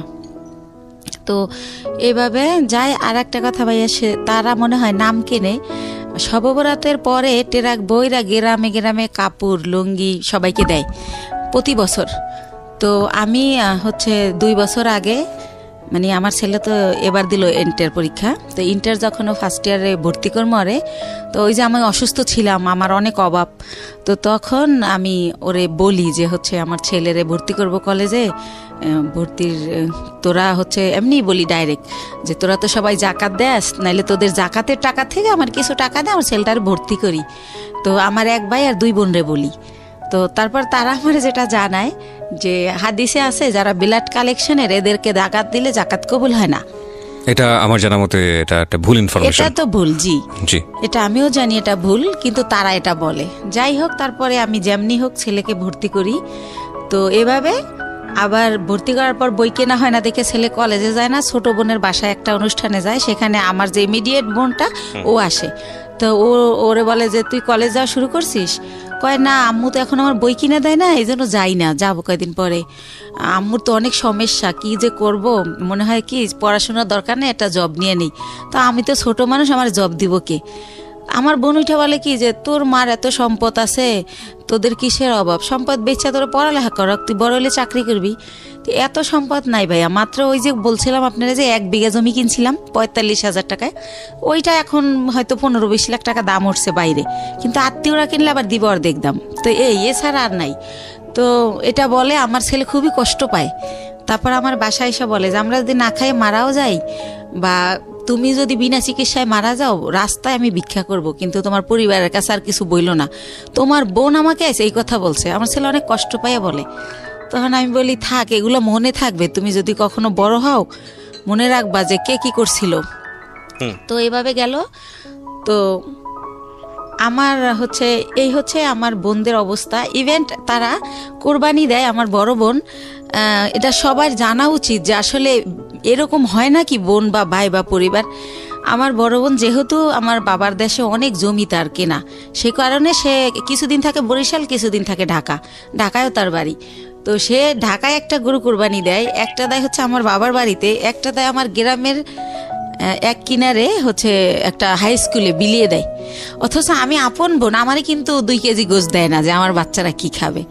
বা এই যে গ্রামে বইরা ট্রাক বইরা কাপড় দেয়, কোনো সময় বলে না 2000 টাকা দিলাম তোর 2 ছেলেরে 2টা শার্ট কিনে দিস, কখন এটা তারা করে না, এই হেল্পটু তারা করে না। আমার অনেক কষ্ট, তো এই জন্য তাদের কাছ থেকে আমি একেবারেই দূরে আছি, কথাবার্তা বলি না। আর একটা কথা বলি, 3 বছর আগে একবার ঈদে দেশে গেছি, তো লঞ্চ স্টিমারে আমরা আসি, তো ঈদের সময় খুব ভিড় থাকে, আর ওই সময় কেবিনে অনেক বেশি ভাড়া নেয়, তো একটু কমলে ভিড় আসবো। তা আমি শুনি আমার মা কাজের মেয়েকে বলে, আমার বাড়িতে সবাই কাজের মেয়েরা কাজ করে, আমার মা বোঝে নাই যে আমি পিছনে, কাজের মেয়েকে বলে একটু কষ্ট করে কর, কি করবি। আমি ভাবছি আসছে 2 দিনের জন্য, 15 দিন হয়ে গেছে এখনো যায় না, আল্লাহই জানে কবে যাবে। মানে আপনার মা এটা বলছে? আমার মা বলে আমি 2 ছেলেকে নিয়ে বেড়াতে গেছি সেজন্য, তো আমি যে ভিড়ের জন্য ছেলেকে নিয়ে রিক্স যদি লঞ্চ ডুবে যায় সেজন্য আসতেছি না। কিন্তু আমার মা কাজের মেয়েকে এই কথা বলে, আমি নিজের কানে শুনি। তো এইটা শোনার পরেই আমি বলি যে রওনা করি, যে আমি বাবা চলো আমরা এখন চলে যাব। তো আমার আব্বু বলে যে এখন তো লঞ্চের টাইমও না, স্টিমার টাইম নেই, কিসে যাবা? তো আমি বলি আমি বাসে যাবো। কয় বাসের টিকিট আগে কাটতে হয়। আমি কই হাইটা যাবো ঢাকা। তো যাই হোক আমার আব্বা আটকায় যে কাল সকালে যাও। তো পরের দিন আর কি ঢাকা চলে আসি। তো যাই হোক এইভাবে গেল। এখন যেটায় আসি সেটা হচ্ছে আমি তো তারপরে কি করব, আমার ওইভাবে আমি কিছু এনজিও থেকে ওই যে লোন দেয় আর কি, ওই এনজিও থেকে আশা বেরাক, ওইখান থেকে এর মধ্যে আপনার হাজবেন্ডের সাথে কোনো যোগাযোগ নাই? একদম পুরো কোনো যোগাযোগ নেই। ওকে। বা সে যে তার যে বাচ্চা আছে তার খবরও সে নেয় না, কোনোভাবেই না। তো আমি লোন তুলে তো ব্যবসা শুরু করি, কসমেটিক্সের ব্যবসা ইন্ডিয়া থেকে আইনা দোকানে দোকানে দেই, কিছু লাভ থাকে, ভালোই থাকে, চলতে পারি বাচ্চাদের নিয়ে। তো এভাবে এই ব্যবসা করতে থাকি। তো একা একা মাসে একবার ছেলেকে নিয়ে যাই, একবার আমি একা যাই, যেহেতু ছেলে পড়াশোনা করে, ছেলের তো সবসময় নেওয়া যায় না। তো এভাবে চলতেছি ভাইয়া, লোন টোন তুলে ব্যবসা করতেছি। তো এর মাঝে আবার কি হয়, আমার অনেক আগে আমার পায়ে একটা প্রবলেম হয়েছিল, কেউ একজন আমাকে মেরে এই গিটটা লড়াই দিছিল পায়ের। তো তখন ভালো হয়ে গেছিলাম। তো সেটা হচ্ছে কে একজনকে আমি নামই বলি, ওই যে আমার ভাই, যখন আমি তার একটু গালাগালি করছিলাম যে আপনি আমার টাকা দিয়ে ফ্ল্যাট কিনছেন আর আমার এখন ভিক্ষা করতে হবে, আমার কিচ্ছু নাই, আমি বাচ্চাদের নিয়ে কোথায় দাঁড়াবো। তো তখন সে আমারে খুব বাজেভাবে বকে, তখন আমিও তারে একটু রাব বিহেভ করি, তখন সে আমারে মারে, আমারে চেহার দিয়ে বাড়ি দিতে নেয়। তখন আমি পড়ে যাই, পড়ে গেলে আমার পাও ধরে মোচড় দেয়, তখন আমার এই গিটটা সরে যায়। তো তখন আমি অনেক কান্না করি, আমার ছেলে খুব চিৎকার করে কান্না করে। আমার ছেলেকে আমি এত আদর করি, মানে কি বলবো, আর আমার ছেলে ওরকম। তখন বলে বাবা তোমার আম্মু নাটক করতেছে, অত ব্যথা পায় নাই। তখনও বলে না মামা আমার আম্মু সত্যি ব্যথা পাইছে, ও খুব কান্না করে। তারপর আমার সুমানা হসপিটালে নিয়ে গেলে ডক্টর জিজ্ঞেস করে এটা কিভাবে হলো। তখন আমারে মাপ চায়, দূরে থেকে হাত দিয়া, যে বলিস না, মাপ চায়। তো তখন আমি কি বলবো, তখন আমি ব্যাপারটা না বলে তো ডক্টর বুঝবে না। তখন আমি বলি কি আমার হাজবেন্ড আমাকে এভাবে মারছে, আসলে তো হাজবেন্ড না, হাজবেন্ডের সাথে আমার যোগাযোগই নেই। তো এইভাবে ওই ব্যথাটা ভাইয়া হঠাৎ করে, যেহেতু ইন্ডিয়া যাতায়াত তো জানেন, অনেক ঘন্টা বাসে বসে থাকতে হয়, তো অনেক ঘন্টা বসে আবার আসতে হয়, সে কারণে কি না হঠাৎ করে আমার ওই বাম পাটা আবার প্রচণ্ড ব্যথা। তো আমার ছেলে আমাকে নিয়ে সরর দিতে গেল, ইয়াতে গেল, পঙ্গুতে গেল। তো তারা আবার রেফার করলো নিউরোলজি হসপিটালে। জি। তো নিউরোলজিতে আমাকে বললো এমআরআই করতে হবে। তো এমআরআই ওইখানে সরকারি এমআরআইতে ফি কম, কিন্তু 15 দিন পরে সিরিয়াল পরে। তো এই 15 দিন তো আমি সহ্য করতে পারবো না, আর আমি বেকার থাকলে আমার বাচ্চারা কি খাবে। তখন আমি বেসরকারি ইয়াতে পপুলারে যাই, ওই পপুলারে আমার থেকে 13,000 টাকা নেয় এই টেস্টটার জন্য। ওকে। তো এইভাবে আমি টেস্টটা করার পরে তারা বলে যে আমার ওই যে পুরানা যে মোচড় দিছিল সেইখানকার একটা আঘাত আছে রগে, ওই কারণে আমার এই প্রবলেমটা হয়। তো বইলা দেয় যে আমার হচ্ছে একেবারে 6 মাস বেড রেস্ট, সোজা শুয়ে থাকতে হবে। আমি যদি সোজা শুয়ে না থাকি তাহলে আমার এই রগের প্রবলেম যাবে না। তো এইভাবে ইঞ্জেকশন দেয়, ওষুধ দেয়, কমে না, বলার পর এইটা বলে। তা আমি এতদিন যদি শুয়ে থাকি আমার বাচ্চারা কি খাবে, আমি ঘর ভাড়া দেবো কি দিয়া। তো তখন আমার বাচ্চা সবাই কাছে এটা বলে যে আমার মার এই অবস্থা, খুবই কান্নাকাটি করে। তার বাবার নাম্বার জানি কার কাছ থেকে সংগ্রহ করে তারেও ফোন করে যে আম্মু এরকম হসপিটালে ভর্তি। তো কোনো জায়গা থেকে কেউই আসে না, আল্লাহর রহমতে কেউই হেল্প করে না। তো আমার পরিচিত যারা আর কি, যাদের সাথে একসাথে বিজনেস করতে যাই, ইন্ডিয়া যাই আসি, অনেকগুলো মহিলা, আমরা সবারই যার যার সংসারের প্রবলেম, তারা এটা করে থাকে। তো ওই সব আপারা আমারে বলে যে বাংলাদেশে তো তুমি সুস্থ হইতে অনেক টাইম লাগবে, আর তোমার বাচ্চারা খাবে কি, তোমার আমরা কোলে করে শোয়াই বাসে করে ইন্ডিয়া নিয়ে যাই, হয়তো বা ইন্ডিয়া গেলে ভালো হবা। তো একটু তো আমার চলার ক্ষমতা না হলে আমি ইন্ডিয়া কিভাবে যাব। তার মধ্যে একটা কথা বলি ভাইয়া, আমারে যখন ওই পপুলারে ওই একটা মেশিন মানে টলিতে শোয়াই দেয়, তো 2 জন নার্স কেউ আমাকে হেল্প করলো না। আমার ছেলেকে বলে কি উঠাই দাও তোমার মাকে। তো আমার ছেলে তো আর অত বড় না, সে আমারে তাও কিভাবে জানে আল্লাহ জানে, ও আমারে কোলে করে শোয়াই দেয়। তো ওইভাবে আমার এমআরআই যখন শেষ, আমি বের হই, তখনও কোনো একটা নার্স আমাকে ধরে না, বলে এই তোমার আম্মুকে নামাও। তো আমার ছেলে আমাকে জায়গায় নামাইতে গিয়ে ছেড়ে দেয়, মানে আমার ভার বহন করতে পারে না। তখন ভাইয়া ব্যথার মধ্যে আরও ব্যথা পাই। তো এত চিৎকার করতে থাকি, তখন ছেলে নিজের অপরাধী ভাবে যে আম্মু আমি তো আর ব্যথা দিলাম। তো নরে ঠান্ডা করার জন্য আমি বলি না কিছু হয় নাই, এমনি তো আমার ব্যথা তো এমনিই করে, তোমার জন্য না। তো আবার আমার সরর দিতে নিয়ে যায়, নিয়ে গেলে কি হয়, ওখানে ইমার্জেন্সিতে একটা সাথে সাথে হাড়ের মধ্যে ইঞ্জেকশন দেয়। ওই ইঞ্জেকশনটা দিলে ব্যথাটা একটু কমে, এটা ও জানে, কয়েকবার নেছে। তো ও আমার আর ওই মেরি থেকে পপুলার থেকে বাসায় না নিয়ে যায় সরর দিতে। ওকে। তো ওই দিন এইভাবে যাওয়ার সময় যাই, যে সিএনজিটা দিয়ে নিয়ে যায়, তো ওই সিএনজি ড্রাইভারকে আমার ছেলে বলে, যেহেতু আমার ছেলে ছোট মানুষ, আমার বাসা থাকে তখন লেক সিটি হাউজিংয়ে, এবলক রোড নাম্বার 1, ওই বাড়িতে থাকি। তো বলে কি যে আঙ্কেল আপনার গাড়ি কোন দিকের? তো বলে এই যে মোহাম্মদপুর 3 রাস্তার। তো বলে কি যে আম্মুরে তো প্রতিদিন সন্ধ্যায় ইঞ্জেকশন দিতে নিয়ে যেতে হয়, নিউরোলজিতে অথবা সরার দিতে, প্রতিদিনই মানে কয়েক ঘন্টা পরে জানি আমার ব্যথাটা বেড়ে যায়, আমার এটা মনে নাই। তখন বলে যে আপনি যদি নাম্বার দিয়ে যেতেন, ফোন দিলে আপনি এসে একটু নিয়ে যেতেন আমাদের, নাইলে আমি আম্মুরে রাইখা গাড়ি আনতে যাই, ড্রাইভাররা ভিতরে আসতে চায় না। তো এইভাবে ওই আমার ছেলে এই নাম্বারটা নেয় ওই ড্রাইভারের। তো তারপরে পরের দিন হচ্ছে আমার নিউরোলজিতে ওই যে রিপোর্ট নিয়ে যেতে হবে এমআরআই, যে আমার কি পজিশন দেখাইতে। তো উনি ফোন করে, আমার ছেলে আসে, তো যাই। তো গেলে কি হয়েছে, সরকারি তো সিরিয়াল থাকবেই। তো আমার ছেলে বলে আঙ্কেল আপনি কি একটু ওয়েট করে আমাদের নিয়ে যাবেন আবার বাসায়? ঠিক আছে বাবা নিয়ে যাব। তো উনি বসে, তো দেখি আধা ঘন্টা, তারপর আমার সামনে আরো 5 জন। তো আমি ফোন দিয়ে বলি যে ভাইয়া আপনি চলে যান, আমার অনেক লেট হবে। তো উনি বলে যে না আমি বসি, আপনি আবার পরে সিএনজি কোথায় পাবেন, তাছাড়া তো আমি আপনার সবসময় নিই, উনি ইচ্ছা করেই থাকে। তারপরে হচ্ছে এই লোকটা কি করে যে বসে থাকে। তো আমার যখন সব কাজ শেষ আমি আসি, তো আমি তো হুইল চেয়ারে থাকি, তখন আমি পায়ে হাঁটতে পারি না ভাইয়া, হুইল চেয়ারে আসি ওই গাড়ি পর্যন্ত। এখন ওই গাড়ি পর্যন্ত হুইল চেয়ার নামানো যাবে না, সিঁড়ি। তো সেজন্য আমার ছেলে তো আমার কোলে করেও নিতে পারতেছে না। তো আমার ছেলে বললো আঙ্কেল আপনি একটু আমার আম্মুর এক সাইড দিয়ে হাত ধরেন, আমি এক সাইড দিয়ে ধরি। তো এইভাবে আমার নিল। তা আমার বাসায় যখন নামাই দিল, আমি চিন্তা করলাম লোকটা প্রায় 1-1.5 ঘন্টা বসে ছিল। তো উনি তো এতক্ষণে অনেক টাকা মারতে পারতো। এমনি ওনার আমার যাতায়াত ভাড়া হয় 400 টাকা নিউরোলজি থেকে আমার বাসা যেহেতু মোহাম্মদপুরে। তো আমি ওনার একটা 1000 টাকার নোট দেই। তখন উনি বলে আপা আমার কাছে ভাঙতি নেই, আমি প্রথম আপনাকে নিছি। তো আমি বলি ভাইয়া ভাঙতি লাগবে না, পুরাটাই আপনাকে দিছি, আপনি তো অনেকক্ষণ বসেছিলেন। তারপর বলে থ্যাংক ইউ আপা, আসলে আপা আপনার মন অনেক ভালো, আমি যদি নিজের গাড়ি হতো আপনার ভাড়াই নিতাম না। এটা বলে উনি চলে যায়। প্রিয় শ্রোতা, আমরা ছোট্ট একটা বিরতি যেখানটা আমি ছিলাম, বলুন তারপর।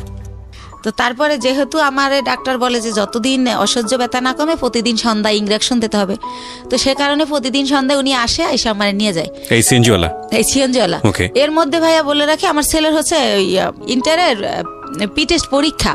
তো সে কারণে কি হয়, ছেলের যে টাইমে আমার ইঞ্জেকশন দিতে যাও ওই টাইমে ছেলের স্যার আসে। তো ছেলে উঠাই দেয় যে আঙ্কেল তো দিয়েই যাবে, যেহেতু আঙ্কেল বাসা চেনে। তো এইভাবে উনি আমার নিয়ে যায় বিনামূল্যে ভাড়া দেই। তো এইভাবে হয়। তো যখন একটু আমি মোটামুটি দাঁড়াতে পারি, তখন আমার ওই যে আপারা যাগোর সাথে ইন্ডিয়া যাই, তাদের সাথে আমি ইন্ডিয়া চলে যাই ওখানে আবার ডাক্তার দেখাই অর্থোপেডিক। ওনারা আমার কিছু দেয়, ওইখানে থেরাপি দেয়, তারপরে মেডিসিন দেয়। তো মোটামুটি আল্লাহর রহমতে আমি যাই, কিন্তু হুইল চেয়ারে বলতে গেলে আসার সময় আমি হাইটে আসতে পারি। এভাবে আমি ভালোভাবে বাসায় আসি। তো উনি এখন তার আমি ইঞ্জেকশন দিতে যাই না, কিন্তু উনি এমনি ফোন দেয়, আপা কেমন আছেন, কই কি করেন, এরকম। এরকম ফোন টোন দিতে থাকে। তো আমার যেহেতু অনেক ওইখান থেকে আমার মাল নিয়ে আসতে হয়, সেই মালগুলো আমার ভাইয়া মার্কেটে পৌঁছাতে হয়। জি, পলোয়ালে, আপনার খদ্দর বাজার, এনএসকো টাওয়ার। কি ধরনের প্রোডাক্ট নিয়ে আসতেন? শ্যাম্পু, সেন্ট, সোনো, এগুলো দিয়ে আপনার সংসার চলতো, মানে এই বিজনেস করি? জি জি জি, এইটা দিয়েই আমি চলি।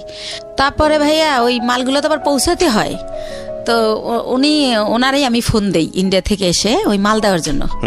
তো তারপরে এইভাবে ওনার গাড়িতেই এই মার্কেটেটা দেই, উনি ওয়েট করে, আবার ওই মার্কেটে যাই, উনি ওয়েট করে। তো এইভাবে পরবর্তীতে যখন আবার আমি ইন্ডিয়া যাই, তো যেহেতু ওখানে যাওয়ার পর ওই যে পায়েরটা যে আগেরবার দেখাই আসলাম, তো ডক্টর বলে যে হচ্ছে কি ওই ওখানকার ডক্টরদের ব্যবহার এত সুন্দর। তো আমার এই মা করে কথা বলে যে মা আপনার কি এখন কি অবস্থা, কি জানতে চাই বলি। তারপর বলে মা আপনি 3টা দিন এবার এখানে থাকেন, 3 দিন যদি আপনার থেরাপিটা দেওয়া হয় এখানে, তাহলে আপনি 100% সুস্থ হয়ে যাবেন।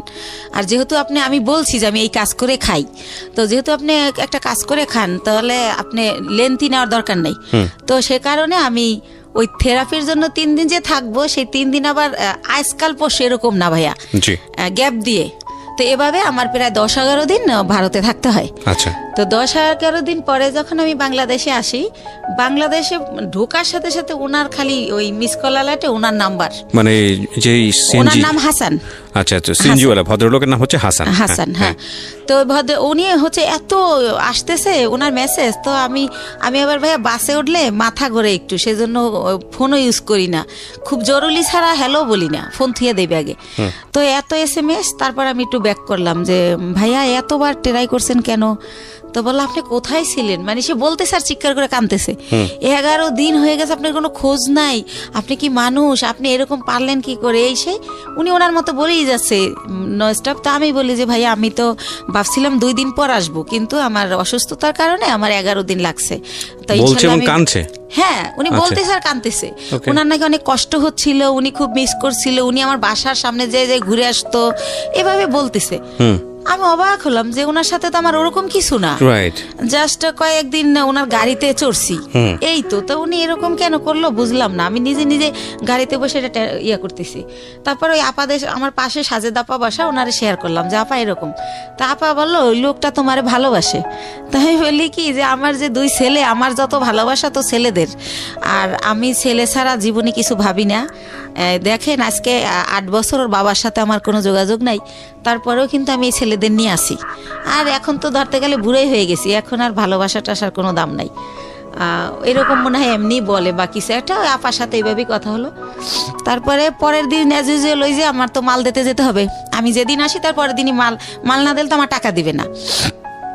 তো উনি তো জানি যে পরের দিন আসতে হবে, উনি সকালে গাড়ি নিয়ে আসে। তো আমি বলি ভাইয়া আমার খুবই টায়ার্ড লাগতেছে, আপনি আমার দোকানগুলো তো চেনেন, স্লিপগুলো আমি দিয়ে দেই, আপনি মালগুলো দিয়ে আসেন, আপনার যা ভাড়া হয় আমি দিয়ে দেবো। আর আমি লগে গেল ভাইয়া মালগুলো উনিই ক্যারি করে, উনি উঠাই দেয়, আমি আবার লেবার ওই শোরুমে ফোন দিলে ওরা লেবার পাঠায়, তো তাদের সাথে সাথে উনি ক্যারি করে। তো আমি কই আপনি ফোন দিলে আপনি একটা করে ফোন দিবেন, লেবার নামবে, এভাবে দিয়ে আসবেন। তো বলে আচ্ছা। তো এইভাবে উনি আমার মালগুলো দেয়। তো আমি আবার টেনশন করি যে আমি তো জীবনভর বিশ্বাস করে ঠকলাম, একজনকে বিশ্বাস করলাম, সে আমার নিজে বললো যে আমার 60 লাখ টাকা পুঁজি, সেইটা নাই, উদ হয়ে গেল। আবার এখন আবার আমার এই কয়টা টাকা লয়ে যদি ফলাই যায় আমি কি করব, এভাবে টেনশন করতেছি। কিন্তু আবার প্রতিটা মালিককে আমি বলে রাখছি যে আমার লোক গেছে ওই সিএনজিওয়ালা, তো মালটা দেওয়ার পর আমারে জানাবেন পুরো মাল বুঝাই দিছে কিনা স্লিপের। তো ওরা আবার আমারে একটু পরপর ফোন দিয়ে জানাচ্ছে প্রত্যেকটা কোম্পানি যে হ্যাঁ আপা মাল পাইছি। তখন ভাবলাম যেহেতু মাল পুরা দিছে তাইলে টাকাও আমারে দিবে। তো ঠিক উনি বাসায় আবার আইসা আমার টাকা দিয়ে দেয়।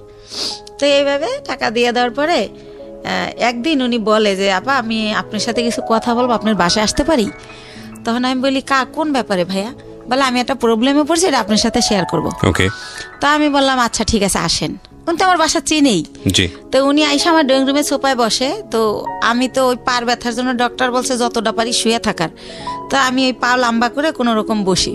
তো ওনারে আমি বলি যে হ্যাঁ ভাইয়া বলেন, আর নাস্তা দিতে বলি, আমি অসুস্থর কারণে আমার বাসায় আবার একটা কাজের লোক রাখি, যে কিছুই তো করতে পারি না পাওয়ার জন্য, তো তারে নাস্তা দিতে বলি। তখন সে বলে যে ওরে যেতে বলেন, ওর সামনে বলা যাবে না। তো তখন আমি ভাবলাম ওরে যেতে বলবো, তো কাজ করে তারপর যাবে। তখন আমি বললাম ঠিক আছে তাহলে আপনি আমার বেডরুমে আসেন। তো উনি আমার রুমেই যায়। তারপরে বলে যে আপা এরকম আমার, ও আবার থাকতো আর বোনের বাসায় মোহাম্মদপুরে। আচ্ছা। আর বলে রাখি ওর বোন জামাই হচ্ছে একটা গভর্নমেন্ট জব করতো সমাজ কল্যাণ অধিদপ্তরে, ঘুষ নেছে, সে কারণে ওনার জবটা চলে যায়। তারপরে সে কি করে, তার কাজ হচ্ছে মানুষের জব দেবে বলে টাকা নেয় 8 লাখ 10 লাখ, যে গভর্নমেন্ট জব দেবো আমি, গভর্নমেন্টের অমুক সচিব, মিথ্যাচার করে। তো এভাবে উনি বিভিন্ন লোকের থেকে টাকা আনে। তো এইভাবে ওই হাসান ওনাকে কয়েকজন লোকের থেকে টাকা এনে দেয়। তাই এখন উনি জবও দেয় না, টাকাও দেয় না, তারা হাসানকে খুব টর্চার করে, গ্যাঞ্জাম করে। তো এটার পরে কি করছে, হাসানের বোন আবার জব হয়েছে একটা পরিকল্পনায়, সে গেছে খুলনাতে। তো বোনের বাসা খালি, এ শুনে ও আবার ওই খালি বাসায় আসে, আইসা থাইকা সিএনজি চালায়। এটা আমি আগেই জানতাম, আমার কথায় কথায় বলছিল। তো ওই দিন যেটা নতুন বলে সেটা হচ্ছে যে ওরে নাকি ওর 2টা ফ্রেন্ড নিচে আইসা ফোন দেয় যে তোর বাসা তো খালি, তোর বাসায় কি একটু আসা যাবে? তো উনি আমার যেটা বলছে, তা ওনারা বলে যে হ্যাঁ, ও বলে যে হ্যাঁ আয়, সমস্যা নেই। তো উনি যখন গেট খোলে, ওনারা থাকে 4 তলায়, তখন দেখে 3টা ছেলে সাথে একটা মেয়ে। তখন বলে মেয়েটাকে, কয় আমাদের ফ্রেন্ড। কয় তুই তোরা মেয়ে নিয়ে আসছিস কেন? তোরাতে কেউ দেখলে, দারণ টারণ দেখলে আমার বোন জামাইকে বলে দেবে আমার অবস্থা খারাপ। তো বলে না, তোরাতে কেউ দেখবে না, আমরা আবার আধা ঘন্টা পর চলে যাব। তো তারপরে নাকি তারা ওই সময় ওই ইয়াবা নাকি বাবা কি জানি বলে, ওইটা খায়। জি। ওইটা খায় ওই যে 3টা ছেলে, আরও 4 ছেলে আর ওই মেয়ে। তো ও নাকি জীবনে এটা কোনোদিন খায় নাই। ওই দিন ফার্স্ট ওই মেয়েটা ওরে জোর করে খাওয়ায় যে আমি মেয়ে মানুষ খাই, তুমি ছেলে কেন খেতে পারবে না? তারপরে খায়, ওরেও খাওয়ায়। ওইভাবে নাকি ভিডিও করে, ছবি তোলে। ইভেন্ট ভাইয়া ও যেটা বলেছে, এটা খাওয়ার পরে নাকি ওরা ফিজিক্যালি রিলেশন করে। কে বলেছে এটা? এটা হাসান বলেছে আমাকে। ওকে। ওই মেয়েটা নাকি ওরেও বাধ্য করে। ও আবার ইসলামিক মাইন্ডের কথাবার্তা বলতো, আমিও জানি ও ইসলামিক, কিন্তু ও বলে যে ওই মেয়েটা আমাকে জোর করে এটা করে, আমি তো জীবনে এটা প্রথম খাই, আমার হুঁশ থাকে না সে কারণে। ওকে। তো তখন ওইগুলা এখন ওই মেয়েটা ছবি আর ভিডিও করে রাখছে, এখন আমাকে ব্ল্যাকমেল করে যে ওইগুলো পেপারে দিয়ে দিবে। মেয়েটা ব্ল্যাকমেল করে, এই ঘটনা এসে আপনাকে হাসান বলছে? হাসান বলতেছে। ওই মেয়েটার নাম শানু। তো এটাও বলে। তো বলার পরে আমি বলি ব্ল্যাকমেল কিভাবে করে? কয় দেখেন আমি কষ্ট করে গাড়ি চালাই, সন্ধ্যার পর স্ট্যান্ডে এসে আমার টাকাগুলোও নিয়ে যায়, আর যদি না দিতে চাই তাইলেই বলে যে যদি না দাস তাহলে কিন্তু ফাঁস করে দেবো, তাহলে কিন্তু পেপারে দিয়ে দেবো। তো আমি বলি আপনি তো আমাকে দিলে আপনার কি প্রবলেম হবে সেটা বলেন। কয় প্রবলেম হবে, আমি বাবা আমার একমাত্র ছেলে, আমার বাবা মা মরেই যাবে, আমার বাবা অপারেশন হয়েছে কয়েকদিন আগে, আমার মা হাই প্রেশারের রুগী। তো আমি বলি আপনি বাবা মার সাথে শেয়ার করেন বিষয়টা, যে আমি এরকম পরিস্থিতির শিকার, শেয়ার করলে তারাই আপনার ভালো বুদ্ধি দিতে পারবে আমার চেয়ে। রাইট। তারপর বলেন না এটা তো বলাই যাবে না, আমার মা শুনলে স্টক করবে, সে এরকম। তা আমি বলি কি করব আমি? তো আমি ওনারে বুদ্ধি দেই যে আপনি এখন থেকে আর টাকাও দিয়েন না, আর ওইখানে যাইন না, কয়দিন গাড়িও চালাইন না, যাতে মেয়েটা আপনার খুঁজে না পায়। তো আমি কই ঠিক আছে, অনেক চিন্তা ভাবনা করে যে আপনি মেয়েটার নাম্বার দেন। তো মেয়েটার সাথে আমি অনেক কথা বলি, ভয়টায় দেখাই যে আমি হচ্ছে ইয়াতে চাকরি করি, পুলিশ ডিপার্টমেন্টে। হ্যাঁ, তুমি এটা করো, এমনি তো ইয়াবা খাও তো আইনত নিষিদ্ধ, তারপর তুমি মেয়ে মানুষ, তারপর যে তুমি খাও তাহলে তুমি এটা ব্যবসাও করো, তোমার জেল হয়ে যাবে, এটা এইসব কয়ে ওরে ভয় দেখাই আর কি, যাতে করে ওরেও ব্ল্যাকমেল না করে ওর কারণে। তো আবার একটু পরপর ফোন দেয়, আপা শানুরে ফোন দিছিলেন, আপা কি বলছে, এরকম বলতে বলতে তো ওই রিলেটেড হইতে গিয়ে ওর সাথে আরও বেশি কথা হয়ে যায়। তো একটা সময় সে হচ্ছে বলে যে দেখেন ও যেভাবে পারে ও আমার বিয়ে করবে যে কোনো জায়গায় ধইরা, কিন্তু দেখেন এরকম একটা মেয়েকে কি বিয়ে করা যায়, যাকে নিজের চোখে দেখছি যে অন্য ছেলেদের সাথে এরকম করছে, এটা তো বিয়ে করা যায় না। তা আমি যদি কারো বিয়ে করি তাহলে ও আমার ছেড়ে দেবে, জানবে আমার বউ আছে, আমাকে আর ডিস্টার্ব করবে না। তা আমি বলি তা আপনার বাবা মা এখন কোথায়? কয় ওনারা তো দেশে, কয়দিন পর ঢাকায় আসবে, আমাকে আসলে বলবেন জানি আপনার বিয়ে করাই দেয়। তো এইভাবে গেল। উনি কি বলছে ওনার ফ্যামিলিতে আমি জানি না। ওনার বোন আমাকে ফোন দেয়, দিয়ে পরিচয় দেয় আমি হাসানের বোন। ওনার মা আমাকে ফোন দেয়, ওনার বোন জামাই আমাকে ফোন দেয়। তো এইভাবে কথা বলে সবাই, বলতে বলতে আমাকে সবাই দেখতে চায়। তো দেখতে চাই কি উদ্দেশ্যে আমি জানি না। তার বাবা আমাকে বলে মা তোমার অনেক গল্প শুনছি, তুমি আমার ছেলেটার নতুন জীবন দিছো, এই সেই, আমার ছেলেটা বখাইট হয়ে গেছিলো, নষ্ট হয়ে গেছিলো, খারাপ মানুষের সাথে চলতো, নেশা করতো, এখন কিছু করে না, ভালো হয়ে গেছে শুধু তোমার জন্য। তো এরকম বলেন। আমি বলি আপনারা তো আমার আসলটা জানেন না, ও হয়তো আপনার আসলটা বলে নাই, কারণ আমার মনে হয়েছে ও হয়তো বলছে আমি আনম্যারিড মেয়ে বা এরকম কিছু, এটা আমি গেস করে এটা বলি। তারপর আমি বলি যে আমার অনেক প্রশংসা তারা করে। আমি বলি আমি দেখতে অনেক পচা, আমার প্রশংসা করেন না, আমার দেখলে আপনার ভাল লাগবে না, এখন যেমন পাগল এই দেখার রুচি থাকবে না। তো একটা সময় এত রিকোয়েস্ট করে তখন যাই। যাওয়ার পরে দেখি যে সবার সাথে দেখা হয়, কথা হয়, তারা আমার অনেক পছন্দ করে বলে। তারপর আমি চলে আসি। আসার পরে পরের দিন ওর মা আমাকে ফোন দিয়ে বলে যে আমার ছেলে তো তোমাকে পছন্দ করে, বিয়ে করতে চায়। ওকে, এটা ওর মা যখন বলে আমি ভাইয়া একদম কি বলে গাছে থেকে পড়ি যে কি বলে এটা। তখন আমি বলি যে ওর মারে আবার আমি মাই বলি যখন ওদের বাসায় যাই, যেহেতু ও বলে পরিচয় দেশে বন্টন করে। তো বলি যে মা আপনি এটা কি বলেন, আমি আমার বেবি আছে, আমি বিবাহিত। আমি ওর কিন্তু 2টা বিয়ে, এটা আমি আগে জানতাম না, এটা আমি পরে বের হয়েছে আমার বিয়ের পরে। আর আপনার ছেলে তো আনমেরিড, আপনি একটা আনমেরিড মেয়ে বিয়ে করাবেন, আমাকে কেন? তো এটা বলার পরে বলে দেখো মা, আমার ছেলে আমাকে তোমার ব্যাপারে সবই খুইলা বলছে, কিন্তু আমার ছেলে যেহেতু সংসার করবে, ছেলে যেহেতু তোমাকে ভালোবাসে, আমাদের আপত্তি তো থাকার কথা না, আর তোমারও আপত্তি থাকার কথা না, কারণ ও তো দেখছে তোমার 2টা ছেলে আছে, ও তোমার বাসায় যাতায়াত করে, এতদিন ধরে তোমার সাথে পরিচয়, তুমিও তারে দেখছো, অসুবিধা কোথায়? তো এরকম করতে করতে আমি রাজি হই না, কিন্তু সে ওই গানই বাজায় যে আমার কাছে হাজারো বার ফোন দেয়, আমি কই কি করি, কি খাইছি, তো ঘুমাইছি কিনা, তো নাস্তা করছি কিনা, এভাবে ফোন দিতে থাকে। তার মধ্যে আমি আবার ইন্ডিয়া চলে যাই, সে আবার ওরকম তোমার পাশে কে বসছে, ছেলে মানুষ বসছে না মেয়ে মানুষ বসছে, এরকম মানে এভাবেই করে। তো হোটেলে বিয়েটা করলেন না করার আগে অবস্থা? বিয়ে করি নাই, তখনই এরকম এইভাবে মানে সে এত কেয়ার করে, মনে হয় যে আমি হেঁটে গেলে সে ব্যথা পায়, এরকম একটা ভাব।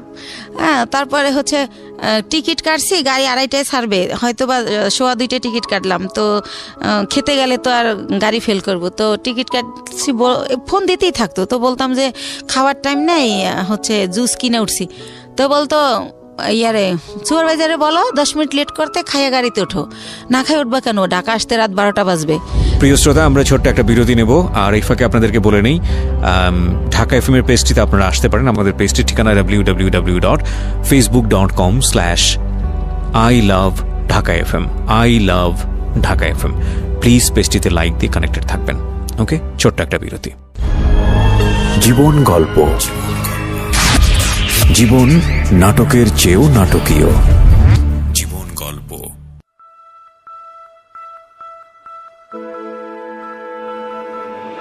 Love,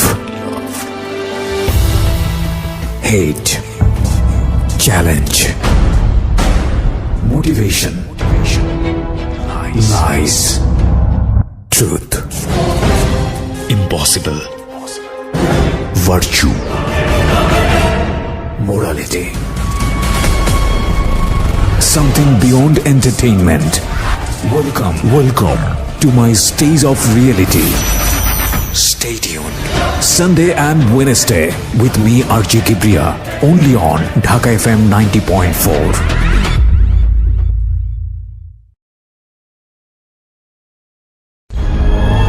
জীবন গল্প, জীবন নাটকের চেয়েও নাটকীয়। জীবন গল্প। স্বাগত আরো একবার প্রিয় শ্রোতা, শুনছেন জীবন গল্প ঢাকা এফএম 90.4-এ। আমি আরজি কিবরিয়া আপনার সঙ্গে রয়েছি। আর আমাদের এই অনুষ্ঠানে যে কেউই আসতে পারেন, আমরা সবসময়ই বলি আপনি যদি আসতে চান প্লিজ আমাদেরকে ফোন করবেন। আমাদের ফোন নম্বরটি হচ্ছে 09611904904। ওকে, আমি কথা না বাড়িয়ে আমার যিনি গেস্ট তার কাছে আবারও ফিরছি, যেখানটায় আমি ছিলাম। বলুন তারপর।